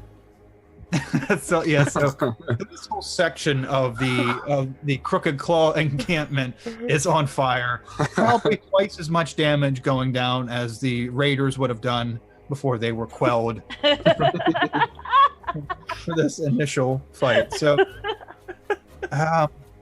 really appreciate your commitment to the whole fire thing. Is the halfling in front of me still alive as well? Oh no! So the halfling and humans, you hear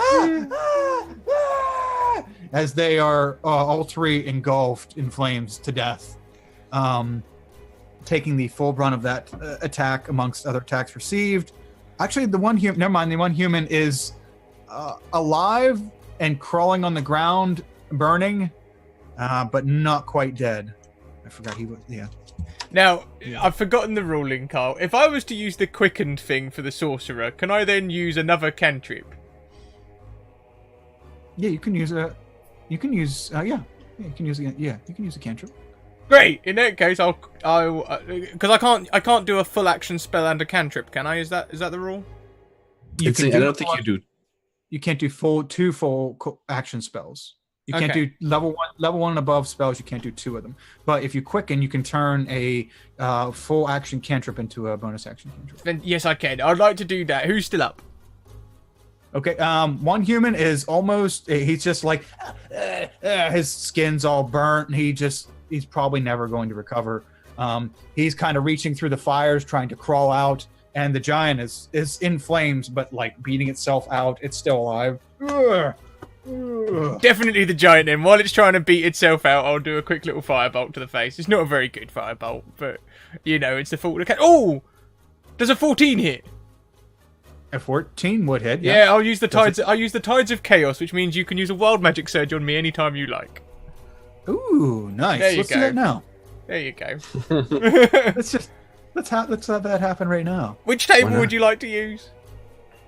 Go ahead and use whatever table you'd like. The default Voting one. for potted plant, by the way.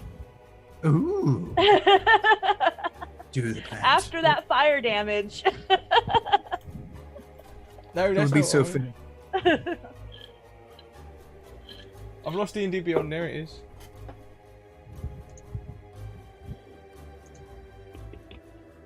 Go ahead and roll your firebolt damage in after you're done with that. Oh, thank you. You're welcome. 18. Nice. I'm very good at fire. Yeah, 2 9s. I'm very, very flaky. I'm like a firework. You can flick me and I'll fall over, but I'm very good at fire. I'm just looking up the table now. Okay.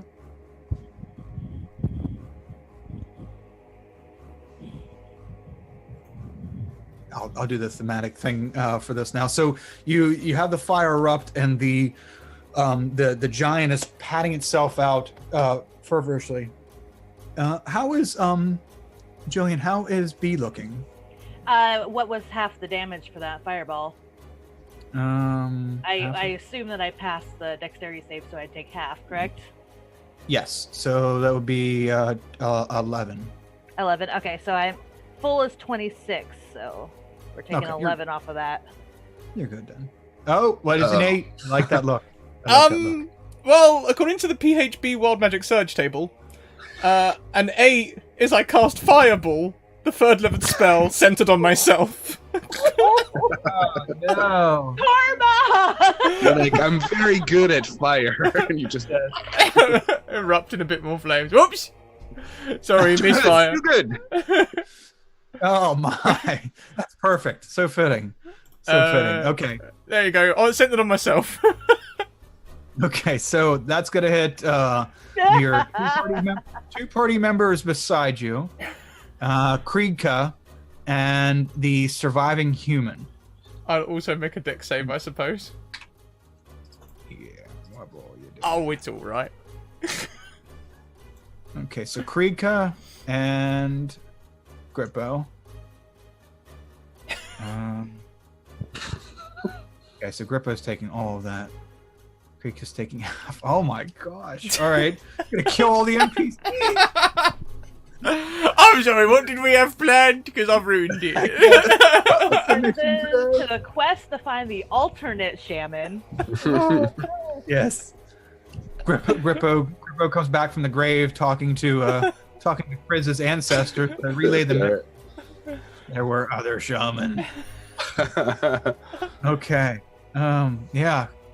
So the human is dead. Far dead. And Grippo takes half that damage. Or no. Kriegka takes half the damage. Grippo takes all of it. Grippo's not looking so. I mean, he's alive, but he's hurt. And Not at this point, let's be honest. yeah. Yeah. Kriegka luckily is still pretty hardy. Okay, so as your party, everybody's just trying to get the flames off of them. Everybody's been caught on fire one way or another. Trying to get the flames out. The giant, the firebolt that you threw at the giant's face was like burning the corner of its mouth away. And it's like smacking itself in the face, getting that out. And it looks over at you, Fork, the giant, with parts of just patches of it just burnt to a crisp. The skin curled up and smelling and burnt and blackened. And it just looks at you with a look of hatred, kind of like Kriegka's looking at you, with a look of hatred, and yeah, it looks like it's gonna charge you. B in dinosaur form, as you blow the smoke out of your face and the fire off your skin, you see the giant is now running away from you. You can make an attack opportunity. All right. So my regular attack other than pounce is a multi-attack where I get 2 claws and 1 bite. Do I get all of that? Or do I just do a claw or just you just do 1 attack. Okay. As an opportunity attack. It's not the attack action, it's your reaction attack. Okay. So I'm going to go ahead and try a bite then, which is +4.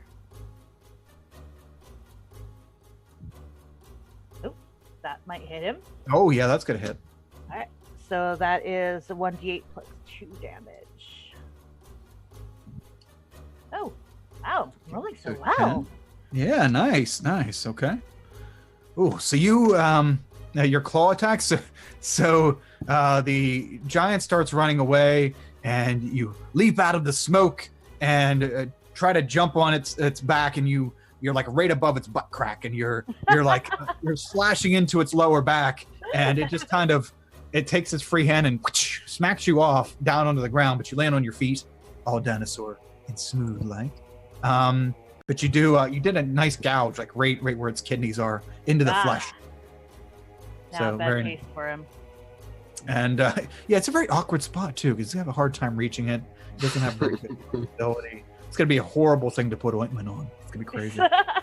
So Don't have to worry about that. the giant is charging at you with the great club now in both hands, fork, as it comes down and tries to slam into you with its first great club attack. And let me see here. First great club attack. Does that hit? I don't even know what it is yet. 25. Going to assume it's, for 15 bludgeoning damage. That will hit. I believe Fork is quite dead.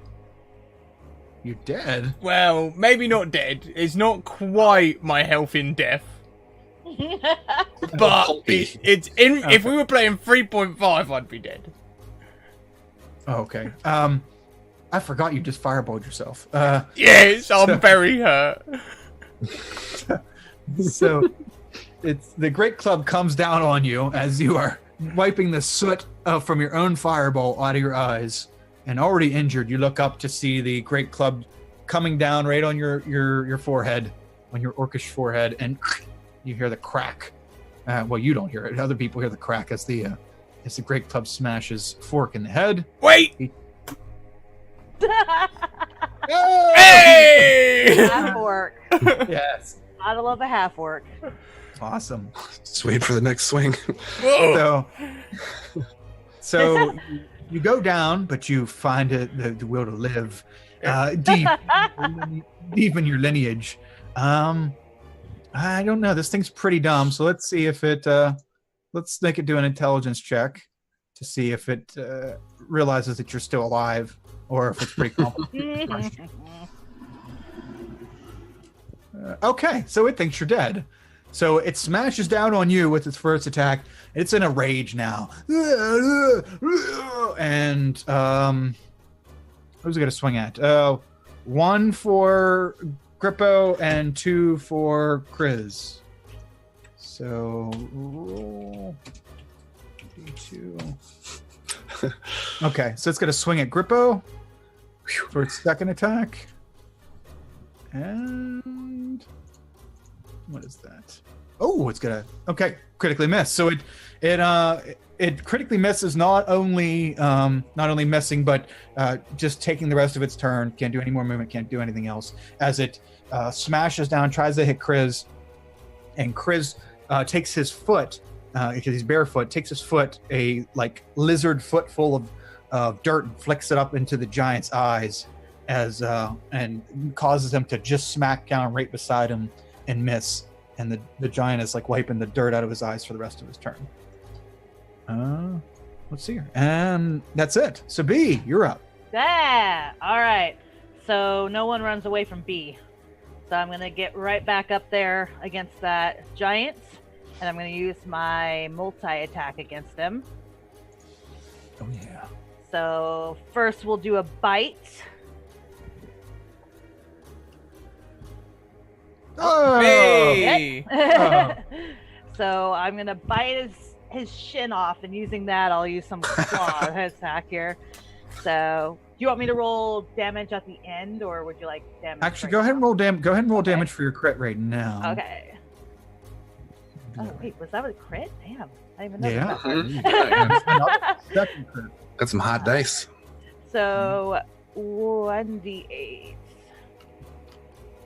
So 7 plus 7 plus 2 for the crit on that bite.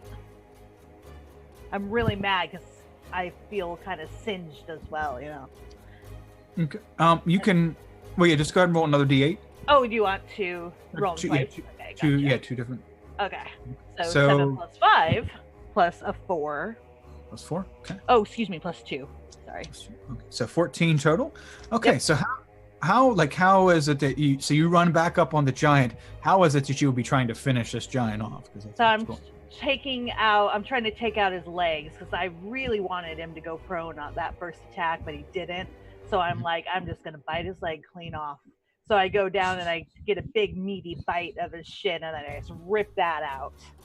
Okay, excellent. So yeah, you jump on the back of its leg, the same leg that Chris earlier like hacked the whole front of it, and he's already limping on this leg to begin with. And you like right adjacent to that hole in the front, you chew out a hole in the back, and you hear that the very thick bone just snap, and the giant goes down.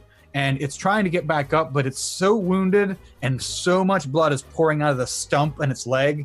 You have a big piece of flesh in your mouth, and there's just a huge the stump basically, and the blood just pours out, and he's unable to get up. He tries a couple times, and then just falls limp and dead. So I don't need to claw him at all. I got him. Yeah, that's it. Yep, Yes. yeah, that you had 2 over. So I just kind of nice. look around to see if there's anybody else standing. okay, yeah, you look around and everybody else is burnt. Yeah. Scorched to death. Chris is just the giant falls between us. Just waving. You look over and Fork is barely moving. Yeah, that really hurt. That really hurt. Combat is over though. Yes, combat is over. And Fork, you manage to make it to your feet, brushing yourself off a little bit. And as you do, you look up and you see this bear walking towards you. And the bear morphs, as it's walking, morphs down into the turtle, Kriegka. And Kriegka comes over and attempts to smack you in the face with her quarterstaff. Oh no! I'll catch it if that's all right. Yeah. Okay, so she comes down, quarterstaff, and you catch it, and she slides in with her, putting her little tusky face with a slash in the front and the partially missing jaw, and you can see that there's fury in her eyes, and she is very burnt, and she looks at you and she says, I should kill you again. No, You're an idiot. no, you shouldn't kill me again. Did I tell you I'm very good at killing people? Was that the other person I told I'm really good at burning things? This is what I do. I love burning things. That's great. Great asset. You don't burn your friends. You don't burn your clansmen. You're You a can rock- see we really need your help. We're kind of a mess. I kind of like snuggle up next to her in my dinosaur form, kind of like, I agree with everything you're saying. Put my head up under her elbow. Yeah, well, she'll pat the dino. on the I'll head. admit, that other one what landed here, that one was an accident. I didn't mean to do that one. You dropped the ball. We gave you the rock, coach. You dropped the ball. I dropped the fireball, yes. She reaches out and puts a hand on each the dinosaur and Chris, and gives you both a little touch of healing. Ooh. A little smidgen. 3d8. Burp, burp, burp. There we go. Gives you each 14 points of healing. Take it. I guess I'll just stay in my dino form for now, unless I don't have to be. Now, what is it that you need that I should help you with after you burnt me so badly? I can't talk because I'm a dino, so someone else might have to take the lead now. Staring at you, Fork. Well, I might not be the best person because I am somewhat the burny. Honestly, I don't really know what we're doing. I assume I just get to burn everything, but I think everyone else wants you to do some sort of cleansing thing with the person what we shouldn't tell you about. Cricket, how do you feel about like the old ways? How do I feel about what? Yeah, the old ways, like doing it right, like they used to. You mean back before we burn each other? Yeah, or even a long time ago. There's this like burial ground. We need to. We bought it. We're trying to restore it. We just need some help cleansing it. These ghosts everywhere. We just gotta get as many opportunities to put people to rest. The good old-fashioned way. Burn victims. Killer ghosts. I foresee a lot of burn victims in your future. And my past! I'm not helping. Oh, shush. Well, okay. So what's in it for me? I mean, besides possibly getting burnt more. Mm-hmm.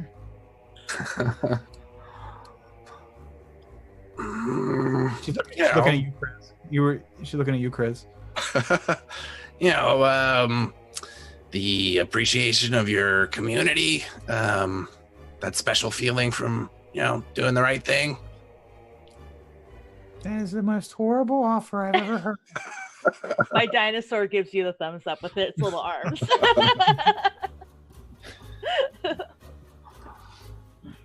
Well, bragging rights, you can... Hang on a minute. Aren't you a person of your word? Oh, yeah. Because you said if we help you, then you'll help us. And we helped you. Sure, there's a lot of things burnt, but the problem is solved. We burn it to the ground. You caused me way more problems than you helped me with.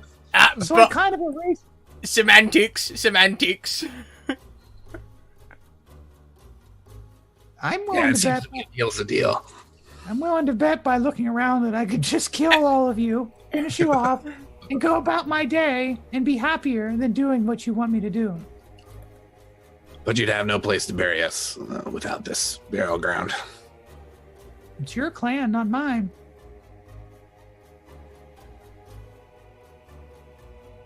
Go ahead. Keep up the silence. It's not helping. I turn back into bee form, and I'm like, look, for too long, there's been all this fighting, as demonstrated today.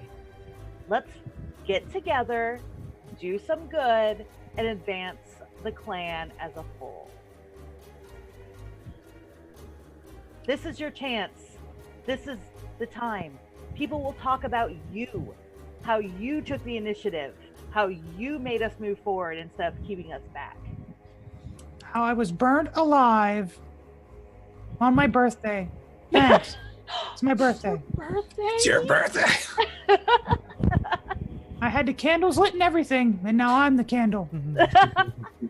Not happy. I feel ya. I was there. Yeah, it's tough. It's tough getting burnt when you're shapeshifted. It really puts a damper on your day. B, don't you have some medicinal salves? Didn't I? Some honey infused. I have some herbs. I have mostly one kind of herb, but I do have some other medicinal herbs as well. If you need more healing, I can definitely provide some of that as well. If you want to get ship-shape before you come and help us with this. Actually, B, roll a persuasion check as you laid it on pretty thick for Krieg. Oh shit. Okay. So Kriega is looking at you. Come on, man. This is the time. Druid and Shaman, team up. Doing good, enjoying good team up. But I don't enjoy. All right, as long as I don't have to work with them. Points at Fork. They won't be doing any of the shamaning. I can guarantee that. I think. Fair. Don't worry, I will be outside on the street making sure that there's no one causing any trouble. So we're doing the 2 corners, right? So, because the corners are important. Clapping the corners and Clapping the corners. Yeah, Yes. sure. Put So, some sage up there. so who's the other shaman that's doing the other corner? That's TBD. We're going because we came to you first, and we will meet, and you'll find out. You don't have to like commune beforehand, right? You can just like get there and do it, right? We have to exchange focuses. Why? I mean- Go ahead and make a deception check. As Fork had already mentioned that there was a chosen Oh, shaman. right. We'll see if she believes me for this work. Well, okay, but as soon as you know for sure, you let me know, because there's a lot of shaman that are assholes. I don't like assholes. That's true. But surely you can set aside your differences for the greater good. Maybe You not. seem like a powerful and strong woman to me. That's why I make sure that the people I don't want around me don't go around me. Very strong, super powerful, very intimidating. It's true. Okay. I shall follow you to this sacred ground. Let's swing by and grab my stuff and my burn ointment. So you again, Fork. Yes, No yes, more. burn ointment is necessary. I also burnt myself quite a bit. Yeah. Okay, let's go. Is no concern for you whatsoever. That's understandable. I'm used to it. Leave that mark. Okay, so the lot of you head back to Kritka's little, very modest little mud home, and that actually recesses down into the ground. And she grabs her stuff, and you all head to the burial ground. Fork, do you need some cure wounds before we get there? Well, I do feel on the brink of death, as it were. I feel like I'm only alive through sheer willpower. I will go ahead and cast cure wounds on you as we walk and talk. Well, thank you. That's very appreciated. Let's see. Let me see if I can get to my spell sheet and hit the button. We're gonna do Go, level go. 1. So have 9 hit points back there, Fork. That's lovely. I feel much better, thank you. And I said, don't burn me again. I don't like to get burned. I didn't mean too much. I just got panicked. I don't like dying. When I start dying, I've set everything on fire. I understand. Can you give me a light now? I pull out my pipe. I'm like, how about a light now for good time? Sure, and I produce flame. Okay. Like the finger lighter. There you go. There you go. Thanks. Wild surge. Not on Fireball. cantrips. Not on cantrips. So the lot of you make a trip, and you make it back. You stay in the rubble belt, so no incursions from any. Hopefully, no more sidetracky guild activity in the area. As you make your way through the rubble belt, and you make your way to the property that needs the cleansing. And as you do, you see it's pretty much a almost square field, and there is some rubble and a few trees speckled in the middle of the field, but pretty much you can see the entire field itself. And Grippo says, "This is the property we need cleansed. It's rather small. You can see the other side. It's probably about 100 yards long, and a touchdown. And there is it shouldn't take very long at all. So let's and Grippo kind of pulls you all in for a huddle. Let's get the turtle set up here, and in the middle of something before the giant shows up, because it's gonna be about an hour from now. Looks at his sundial. It's going to be about an hour from now. So we might Do want to... we think we could convince her to wear a blindfold as she does the spell ritual, so she can't see when Warshaw shows up? I'm guessing she's going to need her sight for this whole thing. But you can ask if you'd like to cook a particularly scaly bear. Okay, it was just a thought. I'm Sure. Yeah, spitballing. She's not a here. bear now, is she? She's turtle form. Correct. Yeah, she was using the phrase "poke the bear." Right. Yep. So, I mean, you're more than welcome to try, but I don't think you're going to get much out of that situation. So, from what I'm gathering of this whole thing, each of them are going to need 2 people at least to do this whole shebang. We got to decide who's going where. I'll let the 3 of you decide who's helping who. Well, I feel like I built up a pretty good rapport with Kriga, so I'll stick with her. And maybe Kriz, Warshaw seemed to like you. Yeah. He fell victim to my natural charms. Do you think any of them liked me? I got that sort of, friction from what's her name? That makes me think maybe she likes me. Well, I like you, Fork. Maybe you should come with us. And so Grippo will stay on my side with Kriga. Yeah, I'll She just doesn't go seem to wherever. like you. What did you do to her? She said she didn't like you showing your face. Is there a history there? Is she your ex? That's nothing to worry. Let's just say a broken femur was involved. And, No broken hearts. she broke everything else. The heart was the first thing to go. I knew it. Sorry, I refuse to wrestle with the Tyrannosaurus Rex. It's just not my thing. But whatever. Bygones be bygones. And she's agreed to help, so that's a plus. So, and she's Krigra is over there setting up something. It looks to be she is building a small, almost makeshift obelisk-looking thing out of tree branches, and she seems to be setting things around it on the ground.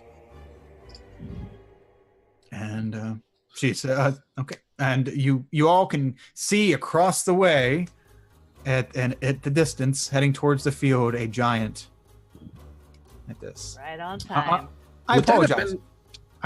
I want to give you guys a short rest first. So, so we'll say it's going to be about an hour until he shows up. Okay. So you all can have a short rest. As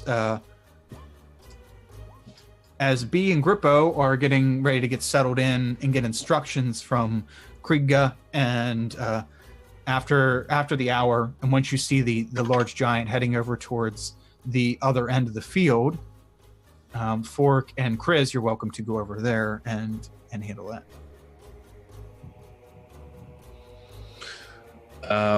Sure. Yeah. Okay. Maybe try Chris, to convince him that he liked her the whole time. He seems maybe malleable in that way. Be like, no, that you like her. Just a thought. Right. Yeah. Yeah. I pour you another beaker of meat.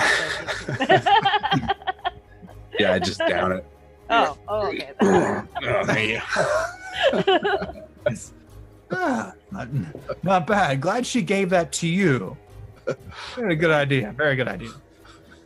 Excellent. So, awesome. So you two are heading over to kind of meet up with him.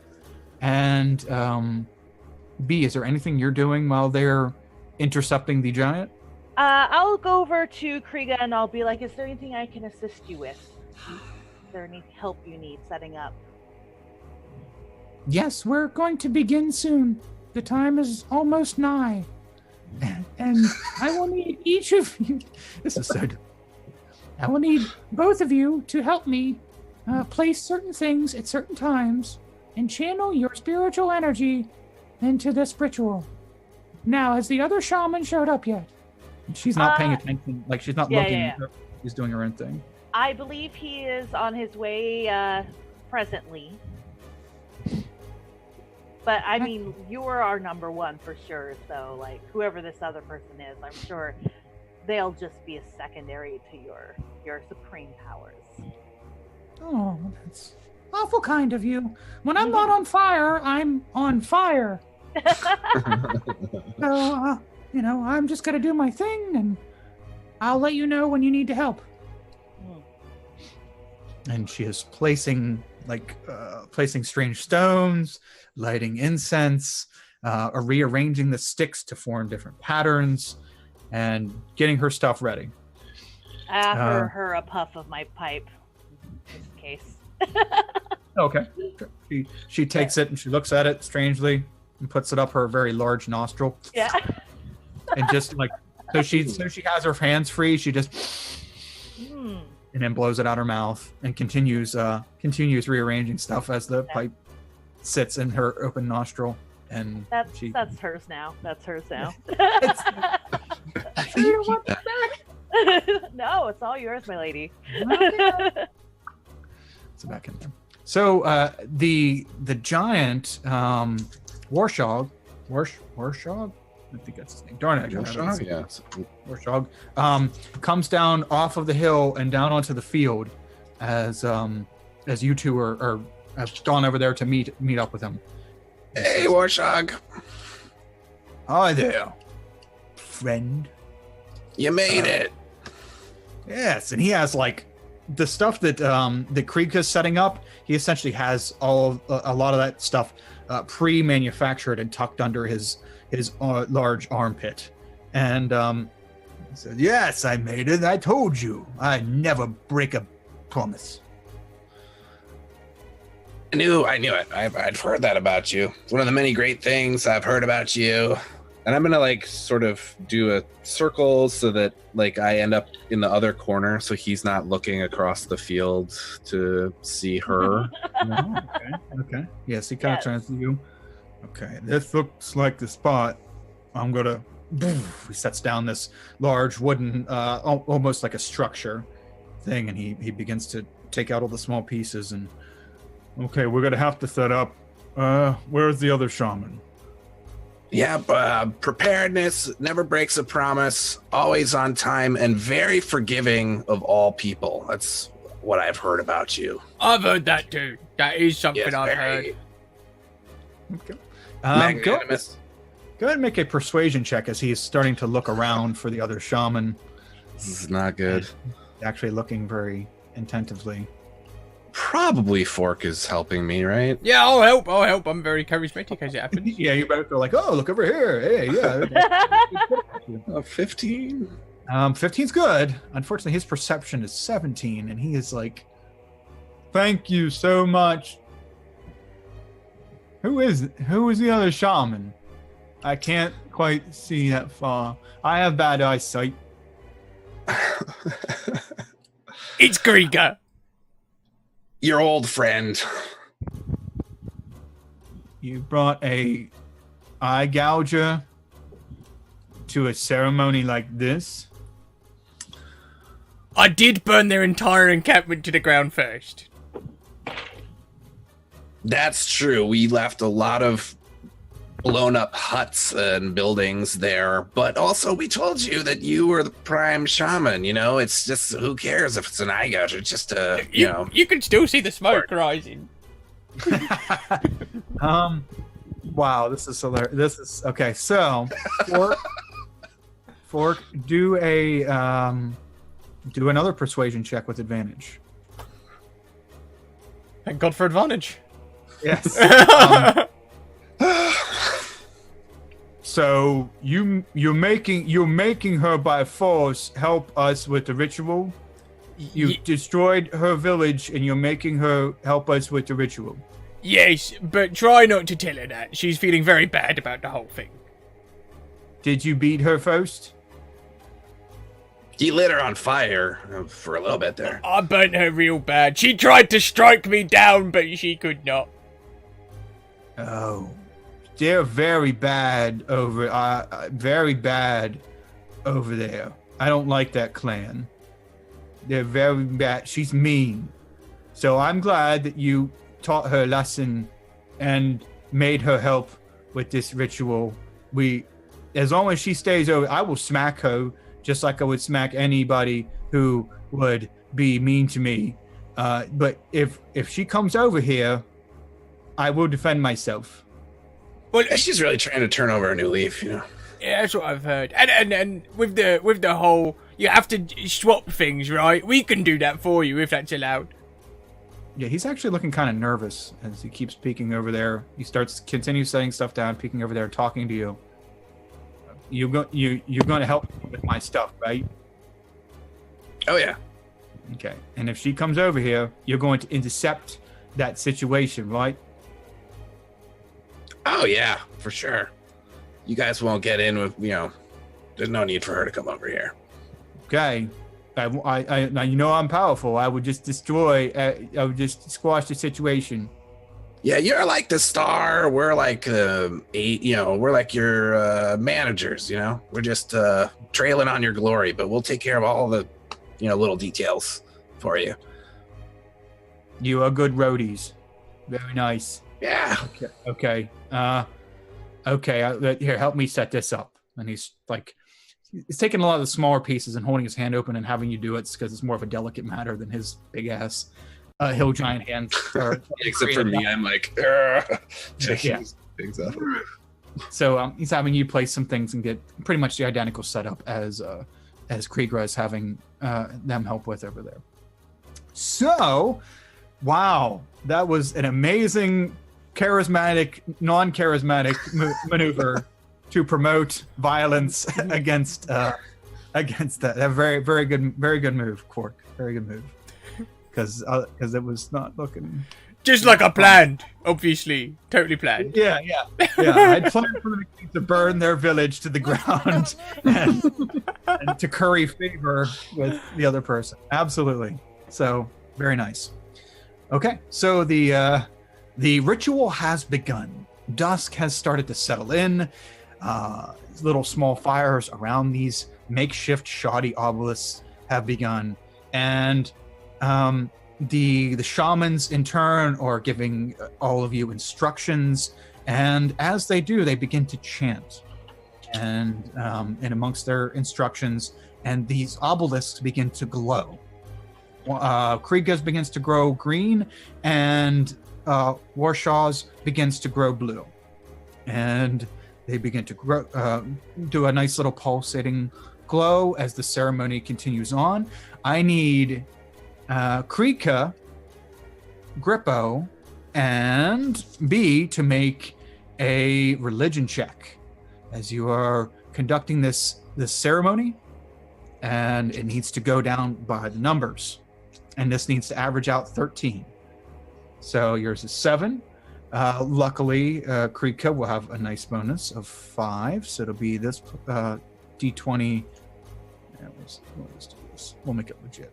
I don't want to cheap it. I'm just saying. Okay, so D20 plus 5, so 24, and we'll give Grippo a +2. That's not looking good. Okay, but average of 13. I need an average of 13. So, what is that? 24 and 15, that's 30. Wait, 39, yep. 39, so 39 divided by 3 is 13 on the button. Okay, so, wow, that is incredible. So, B, as Krika is giving you both instructions, it seems as though that the two of you are taking a little bit of time to catch on to a few things, and mistakes are made, but Krika is paying enough attention to say, no, fix that. Fix it. It needs to be just right. I am going to nod at her, and I'm going to focus a little bit, and I'm going to cast guidance on myself so Okay. that when I Hey, Jillian, you've Okay. gone really quiet all of a sudden. I think your mic changed or something. Did your mic change to something else? Or did it switch between like the mic you have here and your webcam mic or something? It got really quiet. Oh, now it's silent. No, it's totally silent. Oh no! Oh no, there's a mic situation. I don't know how that could happen. Think back. Was there any one action that could have led to this? Connection lost, maybe? Well, if it's coming from a webcam, it Yeah, should still be Yeah, that's true. some kind of toggle. Did you play anything sound related on your PC? Zoom still on the right microphone. Bottom left, on the arrow. Make sure you've got the right microphone selected. Yeah, right next to the little microphone picture, there's an arrow. Just click on that.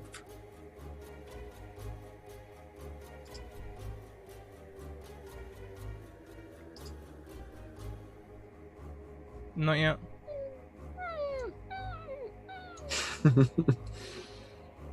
Oh man. Okay, so we'll have you work at that. So you work at that, and we'll get a slide over to Warshog. Warshog is barking out orders a lot less elegant and refined as Krika, but I need you to put that there. I need you to pick this up there. No, be careful. Like this. I need all three of you to do religion checks. Yeah, boy. Doing the precise, necessary things to accomplish this correctly. Okay, so Orc, this is where it all comes down. So have you make a religion check as well. It's like one of the few skills I have proficiency in, but not helping. Well, I don't much. I don't have any proficiency or anything. I've got a flat 0. See what the dice says. Okay. So Warshog is looking at you too. No, you can't do. Oh, you can't. Fuck, you broke it. Fire! Oh. Fire, right? We just fire. It's religious. Ugh. Why? I think you have to force it. Like, No, don't you. Oh, you cracked it. How am I gonna get this to work? I'll No. think of something. Try now, You Julian. I two can are- hear you for a second then.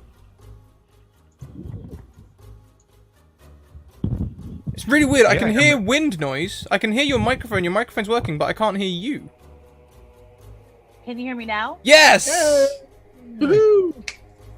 I do not know what that was. I think I restarted the webcam app, so it might have just popped out on me, and then I just restarted it.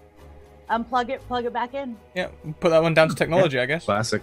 Yeah. That's... Okay. So so it looks like you two are botching this whole operation as he's trying to get everything set up in place, and things are getting a little bit on fire. And, oh, I could try to fix this, but it's not going to be good. Oh gosh, you. Fine, we'll keep trying to work through this, but if anything bad happens, it's on you. And the light to your obelisk flickers as he is continuing his ritual, and it does not look as bright and vibrant as the obelisk at the other corner of this field, as Krika's crew seems to be chugging along and accomplishing the mission. So B, Grippo, and Krika, things seem to be set up correctly. The ritual is going as planned, though it's not quite over. She says, "Okay, I need you to hold this channeling rod both of you to hold this channeling rod, and we're all going to stand on. All three of us are going to stand on opposite sides of the obelisk. Yes. I committed. I might as well go. I'm loving it, just for the record. Yeah, it's great. So yeah, because she's like 7 foot turtle, just looking down, towering tusks, all battle hardened. And why not? Sure, the hell with it. So she hands both of you metal rods, crude metal rods, like natural metal, and she says, "Okay, we're gonna need to hold these up against the obelisk. It's going to channel energy for quite a long period of time. You cannot let go. You cannot remove the rod from being against the obelisk until the ritual is complete. You must stand your ground." She looks over to the. It's now like dusk has set, and vision to the other side is not very good, especially for a turtle. So luckily, she's not getting a great look at who's the shaman running the ritual on the other side. So thankfully, that situation has been at least temporarily put on the back burner. Yeah, there's a huge veil of smoke from all the destruction that we're doing. Anyways. Yeah. It does not look like it's going well over there. They must be idiots. I'm not sure. It's very simple. Can I roll an insight check on her to make sure that like she's on the up and up with this rod thing, because metal is not my jam, and like I just am suspicious. Sure, yeah. Go ahead and make an insight check. Okay. She must know exactly what she's talking about. She seems super confident, and yeah, you are in good hands. Good. Okay, so you, the three of you, She says, "Okay, the ritual will begin. Hopefully they get the cue." so the three of you on different sides of this obelisk push your rods into the wood of the gaps between the wood and the obelisk, and you feel this energy, this life energy begin to flow through you. It's pretty pleasant. It's warm. It doesn't quite make you want to pee yourself, but it is very relaxing. And it's a good vibe as it flows through you. The only issue is that the energy feels like your rod wants to be pushed out of the obelisk. So nothing against you. It's not you. It's me, kind of thing. The rod though is wanting to be pushed out of the obelisk. I need you to make either an Arcana check or a. My cat went blind this weekend suddenly, catastrophically, so she makes a lot of weird noises now. Well, that's okay. If she wants to hold one of the rods when it comes to your turn, that's fine as well. We'll give you a +2 to your check. So I love it. The help action. Did you hear me say earlier that I cast guidance on myself? I think that was when my okay. Yep, yeah, that was like right when it was quiet, but we can still hear it. So you can do either an Arcana check or an Athletics check. So you can use your magical prowess to help you better channel this and keep the rod in, or you can use an Athletics check to, by physical force, just keep the rod pushed in. We need to also average a 13 between the three of you for this check. As your rods are keeping the energy channeled in this obelisk. The obelisk is getting brighter, and the brightness is actually starting to expand out into the field. The light is going out in a sphere shape away from centered on the obelisk. And let's see. So this will be. You said Arcana or Athletics? Correct. Either or. Both are dismal for me, but I guess I'll go with the 0 modifier over the -1 modifier. And then I'll roll a d4.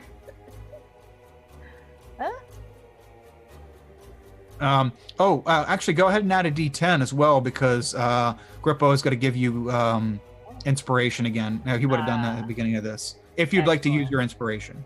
Sure, so Grippo, that was a pretty low roll, so we'll go ahead and use it. Okay, so 9, 4 is 13, 13 and 8 is 21, and Grippo's is 7, so 21 and 7 is 28, 28 and 13 is 38, and 40 or 41. Yeah, 41.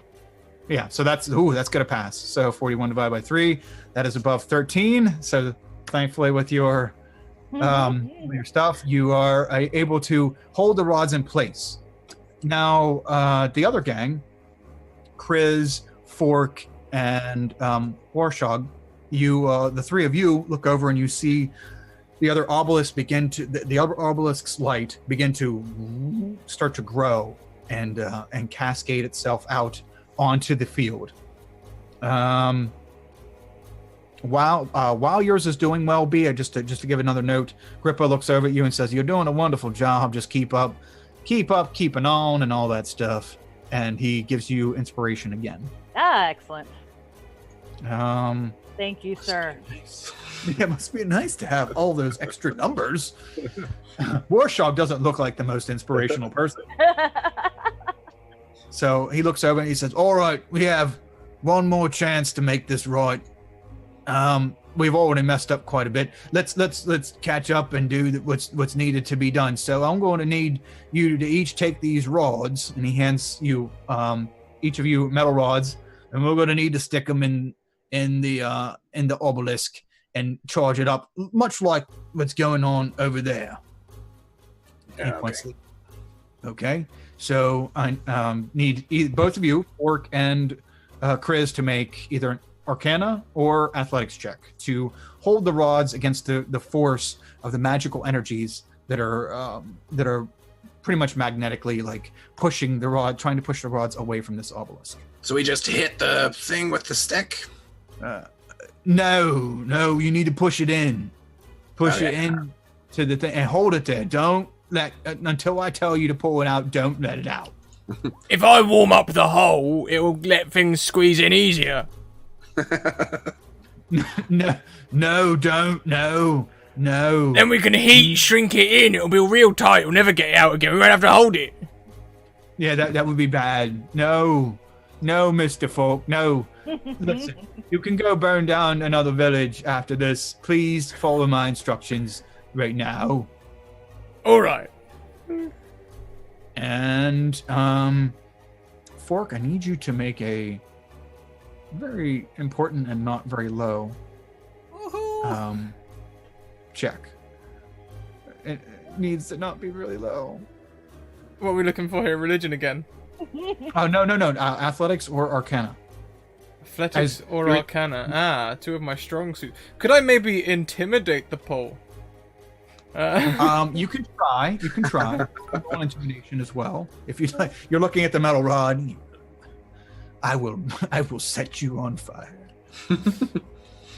Athletics it is. Okay. Man. So 37 and 4. That's still good enough. With only one failure. Okay, so one failure out of the 4. Okay, so you put your rods and you're able to hold them in against all 4 of you. Well, I guess 6 of you if you're counting the shaman.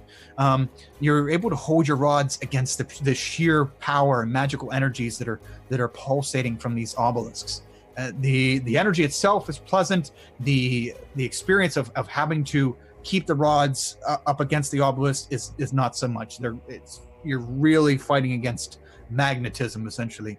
So, but all of you are able to keep the rods up against the obelisk as the energy begins to grow and spread across the field.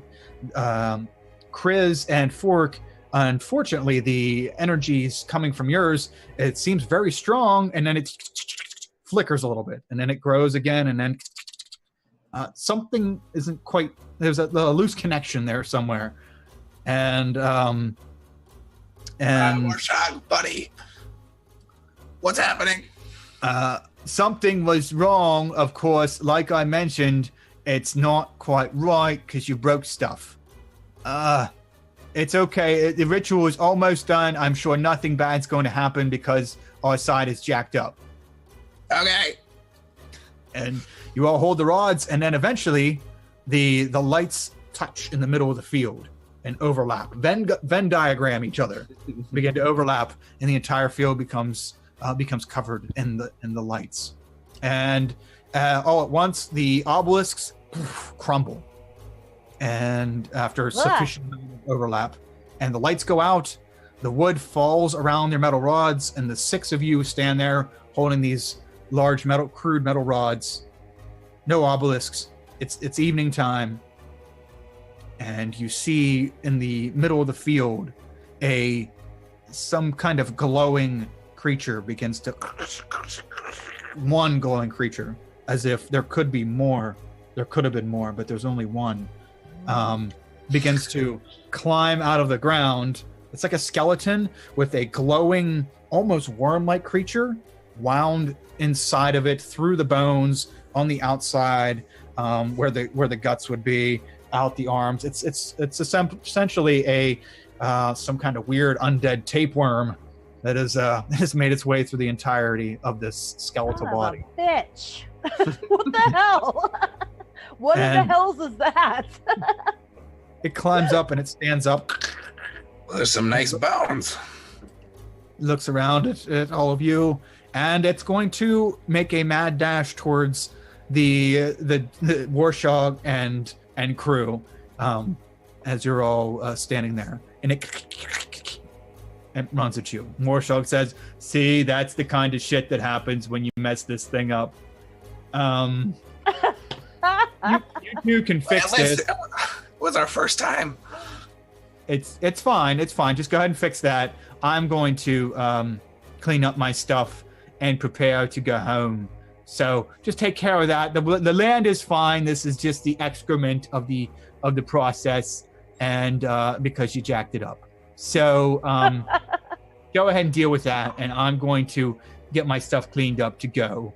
Have fun." All right, cool. A little on you too, but that's fine. Yeah, what was that? I didn't hear you, but I'm cleaning my stuff up. Nothing. You are the prime shaman, the shaman supreme. Thank you very much for your help. He already did it, Crozet. We don't need to brush up to him anymore. Yeah, don't die. I need your servitude. Goblin.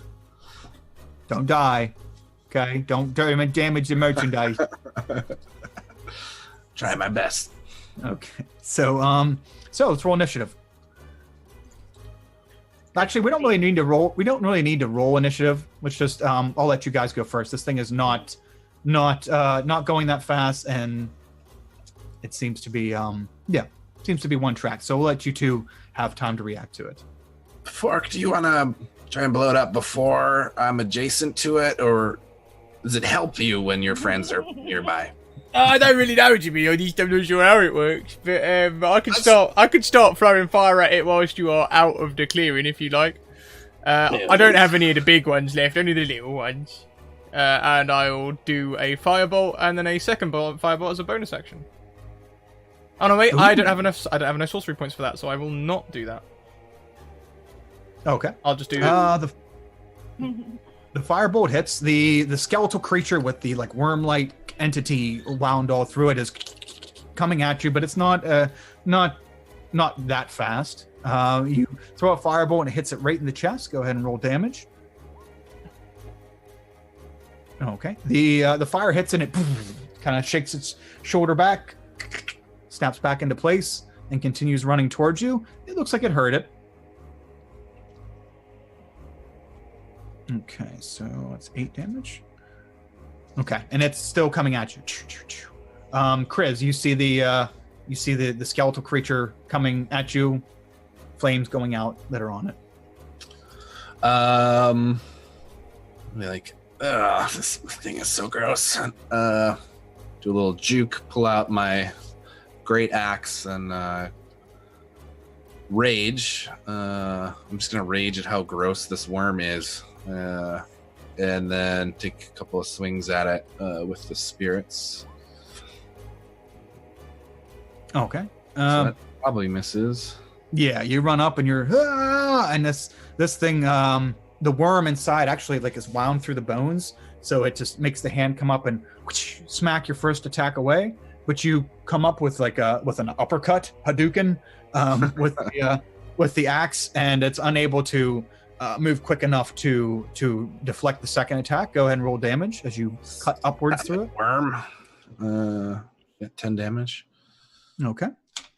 Yeah, you cut up through it, and you hear a little bit of a gargle sound come from the worm. Doesn't have a face or anything, but there does seem to have a top at the coming out of the mouth, kind of good old like xenomorph mini mouth kind of thing. Yeah, a little tapeworm face. Begins to a gargling sound comes out of that end of the worm, and yeah, definitely heard it. Let's see here. Awesome. So we're gonna give it a turn, and then we will snap over to what's going on over at the other obelisk. Okay, so the creature getting attacked by you, Kriz. Its skull kind of snaps down, and the worm-like thing begins to slither down its chin and lunges out at you, out of the face. And the worm lunges out at you and tries to get you, get you in the chest. It's at 7, so 1d20 plus 7. Oh, the 21 hit. Sure do. Okay. Oh, so it's 1d8 plus 4 damage. So 11, let me see, piercing damage.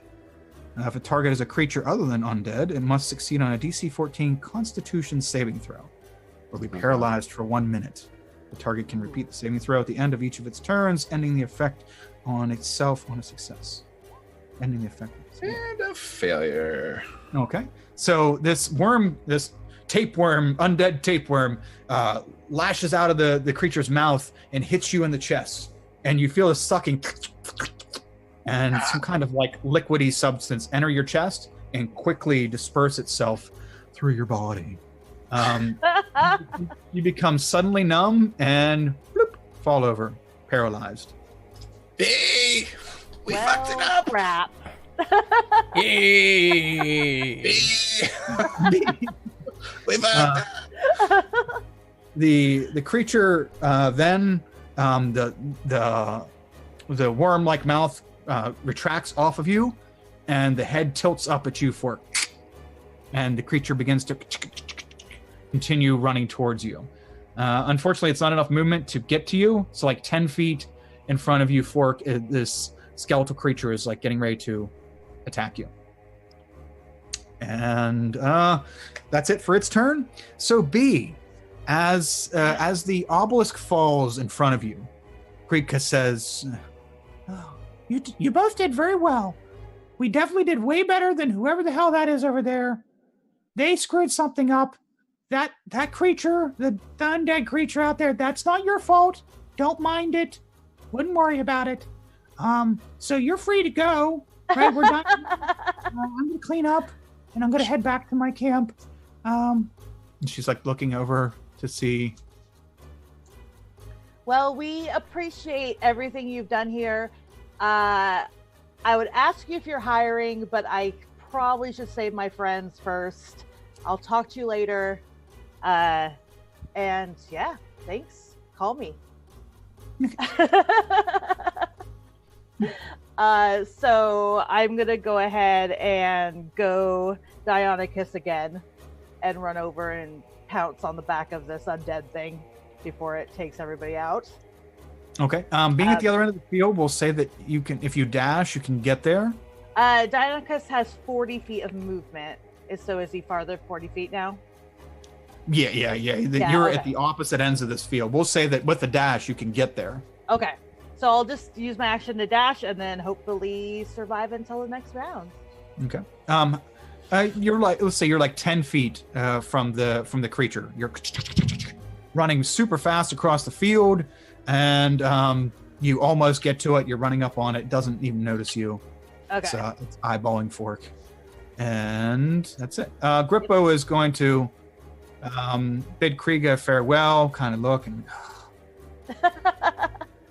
I'm sure. Oh wait, you already have inspiration. Never mind.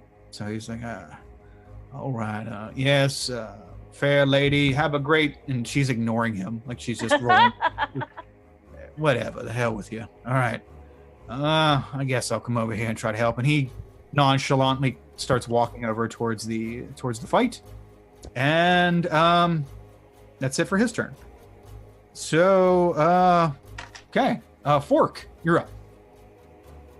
Well, in my bonus action last turn, I decided to change one of my level 2 spots into some more sorcery points, so now I can cast 2 firebolts. Boom! Boom! Boom! Oh, okay. 15 as well? Awesome. 15. Yes, that hits. 15 hits. And that's a wild magic surge. Whee! All right, let's roll an 8 again. That was cool. What could go wrong? Please don't. 60. So 13 points. 60.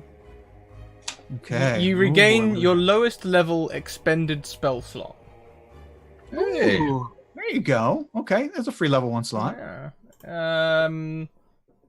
I haven't actually used any level 1 spell slots, so my lowest expended is level 2 because I just changed it. If I hadn't used meta magic and changed it, that would have been a level 3. Damn it. Oh. Bollocks. Never mind. Okay. Oh well. Level 2. Free spell slot. So free spell slot. I'll take it. Thank you. Yeah. Yeah.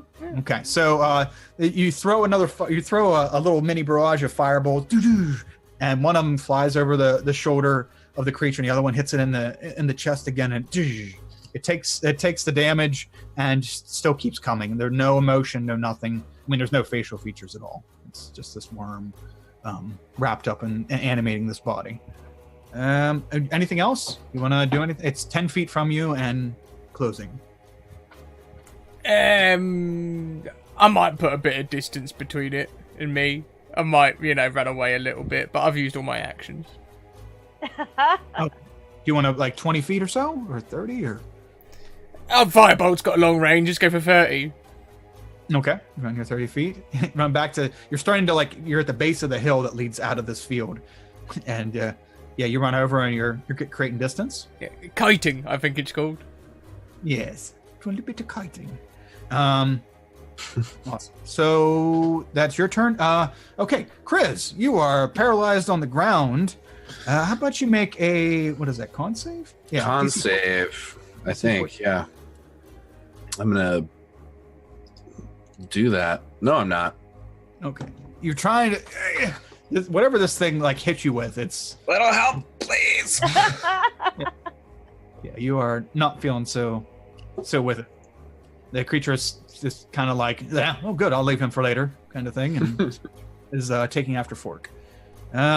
Speaking of that, the creature's turn, and the creature takes off after you, Fork. And what's the range on the tongue? Okay, never mind. What's the range on the tongue? Yeah. I wasn't sure if it was one of those. I wasn't sure if it was one of those, and it flies out real far. But no, it's only 5 feet. So the undead creature runs over at you, Fork, and isn't quite close enough to do anything unless it dashes. So it does double time and gets right up in your face, and that tongue, that undead tapeworm looking tongue, is just kind of wiggling in its mouth, and the creature is grasping out to try to get its hands on you. And that's its turn. That's all it can do. Good old kiting. Let's see here. B, you're up. All right. I'm going to close the gap. And so Dionicus looks kind of like one of the raptors, so got the big old claws. And I'm going to take a nice big running leap and take my multi-attack on him. So we'll do bite first, which is... That's still coded, yes. Okay. Does 13 hit? 13 does not. So miss on the bite, and then we'll do 2 claws. Come on, Dino power. Dino go. So first one is a 21, and then the second claw is the same roll again. Identical. Nice. So claws both hit. Mm-hmm. Yes, they both hit, definitely. So first the claw will be 1d8 plus 2, so 4 slashing damage on the first claw attack, and 6 slashing damage on the second claw attack. Okay. And bone claw on bone claw action, and I'm kind of grossed out by this, but I'm going for it. Okay. Yeah, as you pounce on the creature's back and start gnawing on it, you're getting a skeleton, like bone, and you can sense that the bone really isn't the bones really aren't. It's just a vessel. It's not really it's not hurting it at all. But then with your claws, you get in between the open rib cage and you start slashing into the actual worm itself, and you can see as like some kind of pussy, weird substance is spewing out as you're putting in it. You're definitely hurting it. And the creature's not moving as fastly as it did when it came out, so you're putting some hurt on it. Excellent, and that'll be my turn. Okay. Grippo is walking over to help, and Grippo gets over to you, Kriz. With inspiration, do they? I can't remember. Do they have to be not incapacitated? I can't remember if they just have to be conscious, or we'll have somebody look it up. But Grippo, the Viashino, the lizard man, is gonna bend down to a knee and start stroking your hair, Kriz. I believe in you. You can do this. You can take your first step. I love you, and I trust in you. Come back to it. Come back to us, please. And you have inspiration. All right. If you would talk like this to Kriga, she'd probably still be with you, by the way, Grippo. That's fired. There were complications. A lot of geometry didn't make sense there. So yeah, it inspires you to try to get up from being paralyzed. I can feel it. And you can feel. So Fork, you're up. Okay, and remind me, how much did this creature move again? Did it move 10 feet, 20 feet, or? Oh no, the creature moved the whole way up to you. So at least 40 feet. Oh boy. But it dashed. It dashed to get to you, so it is right up on you right now. Well, that's not very nice, is it? Oh boy, if only I had some sorcery points. What I will do is I will poison spray it. Okay. Which are? That is the worst poison spray damage I've ever rolled. That is 2d12, believe it or not. 2d12, that is. That's okay. You spray poison at it, and I'm going to roll the con save because you we'll say you hit. The poison coats the whole front of the creature, and it doesn't seem to be affected at all by poison. Bugger. Well, for the rest of my action, I will be converting a level 2 spell slot into some more sorcery points. Okay, more sorcery points. Okay. You poor child. Okay. So you're robbing Peter to pay Paul, getting some spell slots, spraying some poison, and unfortunately, as with many undead in 5e, poison is not doing anything to this creature.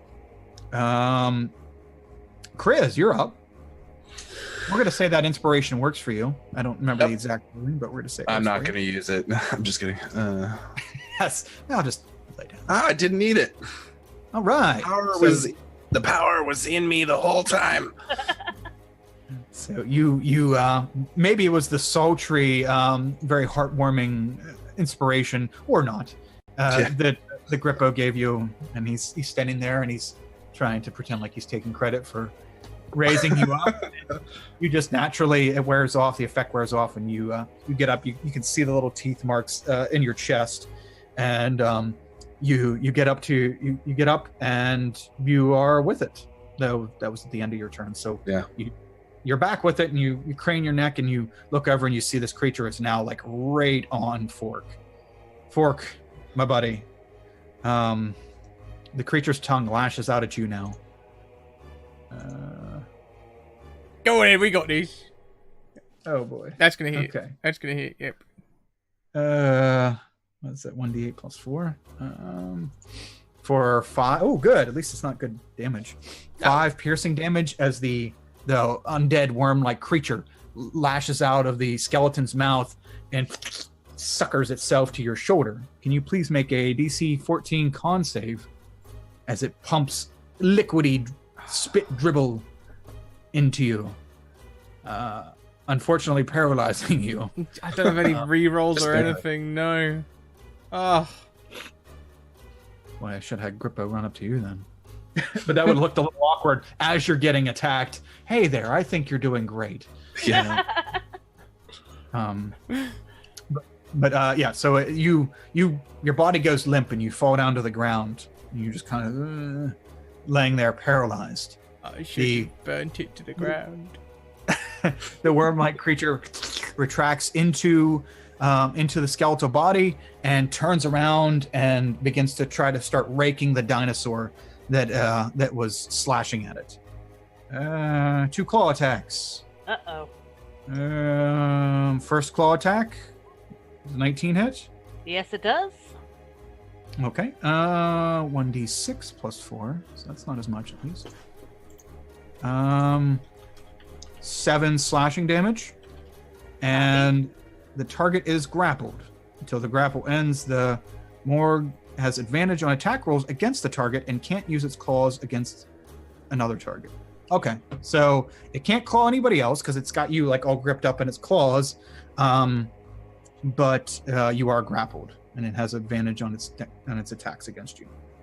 So it picks up the dinosaur with its claws and sinks them into you. And then it pulls its one claw away and tries to like jab it down into your dino back. Does a 22 hit? It does. Okay. As it claws you again for 8 slashing. And you are grappled, but that is its turn. Sorry for the clap into the microphone. Okay, B, you're up. You're held up by this. In pain and fury, and I'm gonna I don't have to, I can still take my multi-attack while being grappled, so I'm gonna go ahead and do that. So I'm gonna roll my bite first, and hopefully that'll hit. 20. Oh yeah, that hits. Okay. Mm-hmm. So 1d8 plus 2, so Okay. 5 piercing damage for the bite. 5. Okay. Then we'll do a claw. That hits as well. Okay. That is a d8 plus 2. Oops. Getting the wrong thing. So 7, Okay, 8, 9. And then one more claw attack. Get it. Good measure. Oh. Oh, that one. So And yeah, you retaliate as the. Do I go still ahead. have inspiration from Grippo? Yeah. You get. So was that a d10? Yes, D10 for him. It's I very don't know inspiring. if that would make it. We'll go ahead and try it. See if we can roll a 10 or something. Nah. So Okay. I'm sure 10 doesn't hit him. No, but you do bite into it, and you get some of the worm in your mouth, and it starts reeling, and it's holding you up, and then you start slashing at it, and you get some more claw action, but the last attack didn't quite land as this thing is like shaking you in its grip. All right, and I think I might be able to spend spell slots to regain some hit points. I can't remember if that is a bonus action or not. That is a bonus action for a moon druid. Yes, so I'm gonna do that, and I'm gonna expend a spell slot and get a 1d8 hit points back real fast. So, I'm getting 2. I think it's a hit die. You're just using a hit die. Or Oh, something do I get to add stuff? Oh. You'd have to check combat wild shape. Spell slot to regain 1d8 hit points per spell level expended. Spell So I think slot. you just roll the d8 and then add that to it. Okay, gotcha. Yeah. There So I'll we just add 2 to the total for that, and that'll cost me a spell slot. Okay. And that'll be my turn. Awesome. Okay, so Grippo is happy to see you up, Chris. I think you'll catching on. You got this. Not very happy for you. He's going to casually walk over and walk past walk past beast form B and the fighting going on and kind of look at it like, ooh, that's gross. It's going to walk over to you, Fork, and give you inspiration. Say, you look pretty beat up there, Firestarter. I think I think you got this, but you might want to just stay away from that thing there. You might want to get up too. That's a plus. Getting up is good. He's going to give you inspiration. And that's his turn. So, Fork, you are up. Paralyzed, but up. Can you roll that con save to get... Oh, wow. Did that. Nice. Constitutional, that's fun. Do I still get all my turns and bonus actions and stuff? Nah, it's at the end of your turn that you do the con save. So, okay. unfortunately, you're still one more turn out, but you can stand up. So you're back in action. So you get out of the paralysis, you assess the situation, you're ready to react, you're inspired, but unfortunately, it took up your turn. So, Chris, you are, however, back in action, not paralyzed, and you can do whatever you want. He's gonna turn to his spirits and be like, thanks for all the help, guys. And rage again, because I think I lose my rage if I'm not in combat. So I rage again and run over and just whack at this thing, I guess. I'm gonna try and get at the worm and miss the bones. Yeah, you see the worm's pretty chewed up. I mean, she jumped on him in dinosaur form, was chewing at the worm and slashing at it, and it's already taken several iterations of damage, fire damage and stuff. So it's looking pretty. The worm's looking pretty shady. They're pretty shoddy. Yeah, I guess I just take a swing and go right through the belly where there should be a belly, but there's nothing. Just well, you remember you do have inspiration. Oh, that's right. Okay, because I didn't need it on that roll on D10 paralysis roll. 15 just hits. Ooh. So you go ahead and roll that. Oh, okay. Okay, right. So you go ahead and take your second attack. Uh-huh. How it flavors out. If it flavors out. Shit. 14. Okay, so you finally get up and you go to take your vengeance on this weird undead worm thing inside the skeleton. You come up and you hack it. You hack down through three of the rib cage bones of the skeleton, and they just shatter off. And you take a big gash down through the worm. The worm is writhing inside the skeleton at this point, and it's very, very wounded. And you can see that the worm infused skeleton is holding up your dinosaur friend and hurting it, and it looks like it's kind of barely keeping control of the skeleton that it's imbuing. So yeah, you look like you may have almost killed it. Would it be cheesy to use Fury of the Small on that first attack? I forgot about that. Just gives me an extra, I think, 5 damage. No, go ahead. Short wrench. Yeah, for your level. Yeah, go ahead. It's larger than me, right? I guess the skeleton is medium? Yeah. Yep. Okay. It's just a normal skeleton. Okay. Let me just double check what that does. Yeah, you can use it. Creature once per short rest, you can deal 5 extra damage to a creature with a size larger than you. Yeah. Okay. So yeah, you hack it. Awesome. Anything else? Any movement? No, I think that'll be it. I'll stay right up in there. And I'll try and force it to attack me. Okay. Okay, so it is the creature's turn. The creature tongues out at you. Be at disadvantage. Yes, a disadvantage because of the spirits all flailing around it. Let's see here. Boom and boom. Oh, so it misses you with its tongue. And the 14 will hit though, because my AC as a dinosaur is 13. No, it's a 10. It is disadvantage. Oh, yeah, nice. Because of all the little goblin spirits all popping around from his spiritual ancestors. So the creature is actually going to put you down and kind of turn around and glance around and then start lashing out at you, Chris, as it's narrowed down that these things are emanating from you. So its attack against you. Hits. 20. Go ahead and make that con save again as it. Wait, which con? No, I'm sorry. It's not a con save. This is its claws. You're good. Oh, yeah. It just flashes you for 10 damage, and you're grappled. So it kind of like scoops down and grabs you and squeezes, and its claws go into you. Okay.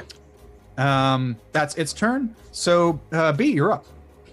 All right, let's see looking if we can very, finish very- this guy off. So we'll multi-attack him again. I'm really jonesing to kill this guy because he's gross.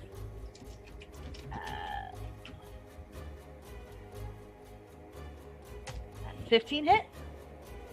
15 just Right. hits. Yep. All right. So let's see, 8. 4 plus 2 is 6 damage for the bite. Ooh, okay. So you bite down in and you bite a chunk out of this worm up towards like where the neck is, and you bite a chunk out, and it's like it's barely, the skeleton's starting to lurch a little bit to one side, and the worm seems to be losing control of its mobility, but it's still alive. All right. So we'll do a claw attack. I get in there with my big ol' like raptor hook. And Just the one. Just the yeah, one. this one. We'll do another one in a second if it's still alive. Just a little tickle. Did that work? Did I push it? That worked. Let me try that again. Oh, there it goes. Okay. 13? Wait, no. Your second one, wasn't that the 21? Oh, I didn't think it went. And yes, so we'll call Let's- that the 2 claw attacks. Okay.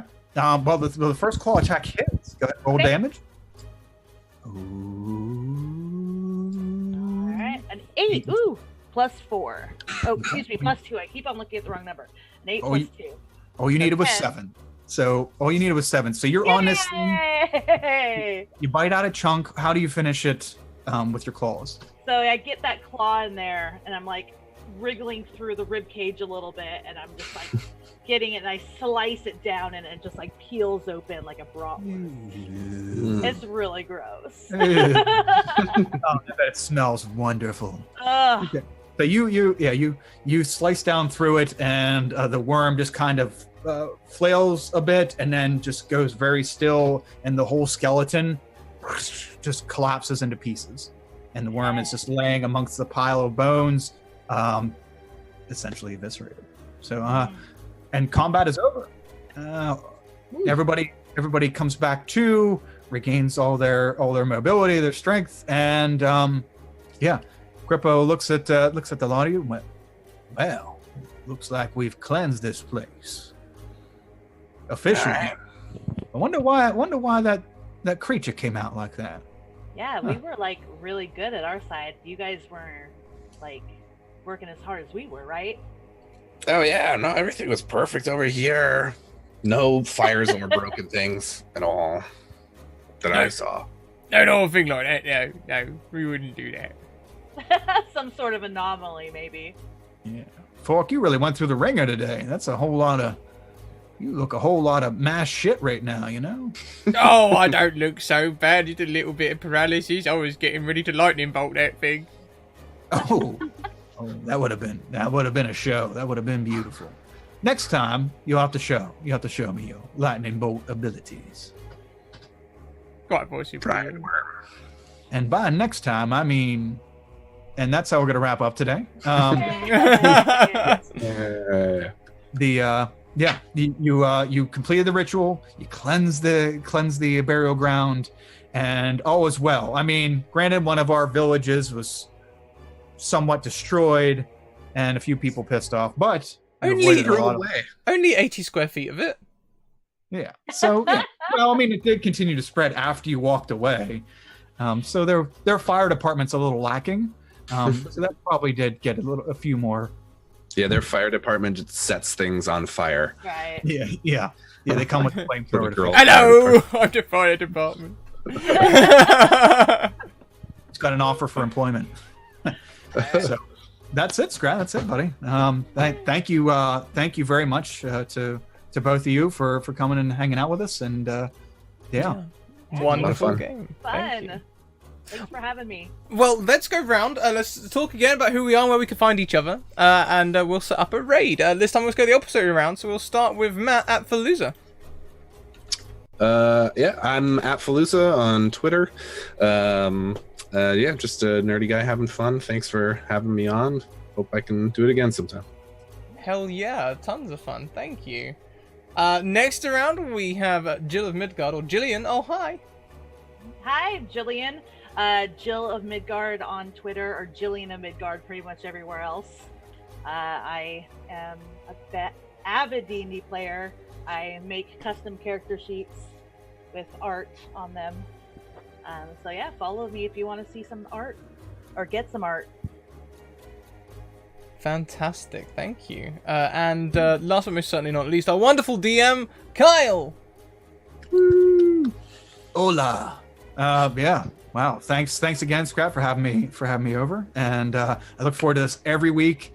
I really rack out Wednesday, or I guess my Tuesday night. I work third shift, so Tuesday night into Wednesday morning. I'm like, okay, I have to go home and sleep. Right after work, I have to go home and sleep.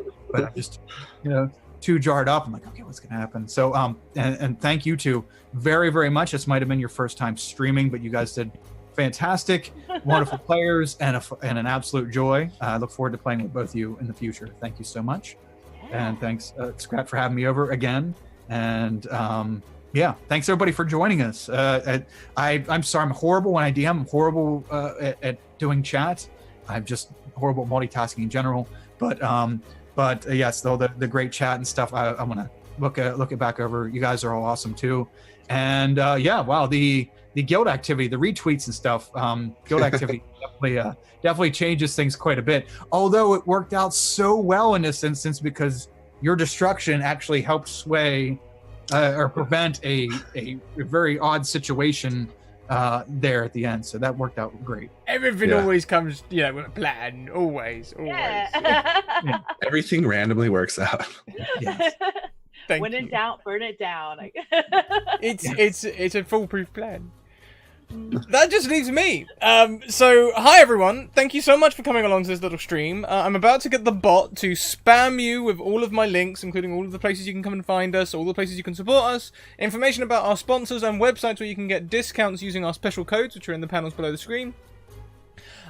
Big shout out to Magehand Press and Bird in the Storm Publishing, who make all the streams possible. And yeah, we'll be back in around 2 hours with me running a view again. We'll be running some Cypher System, where this time we are all zoo animals.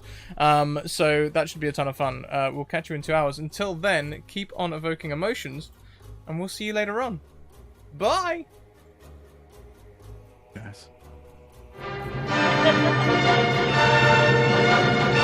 Loved it.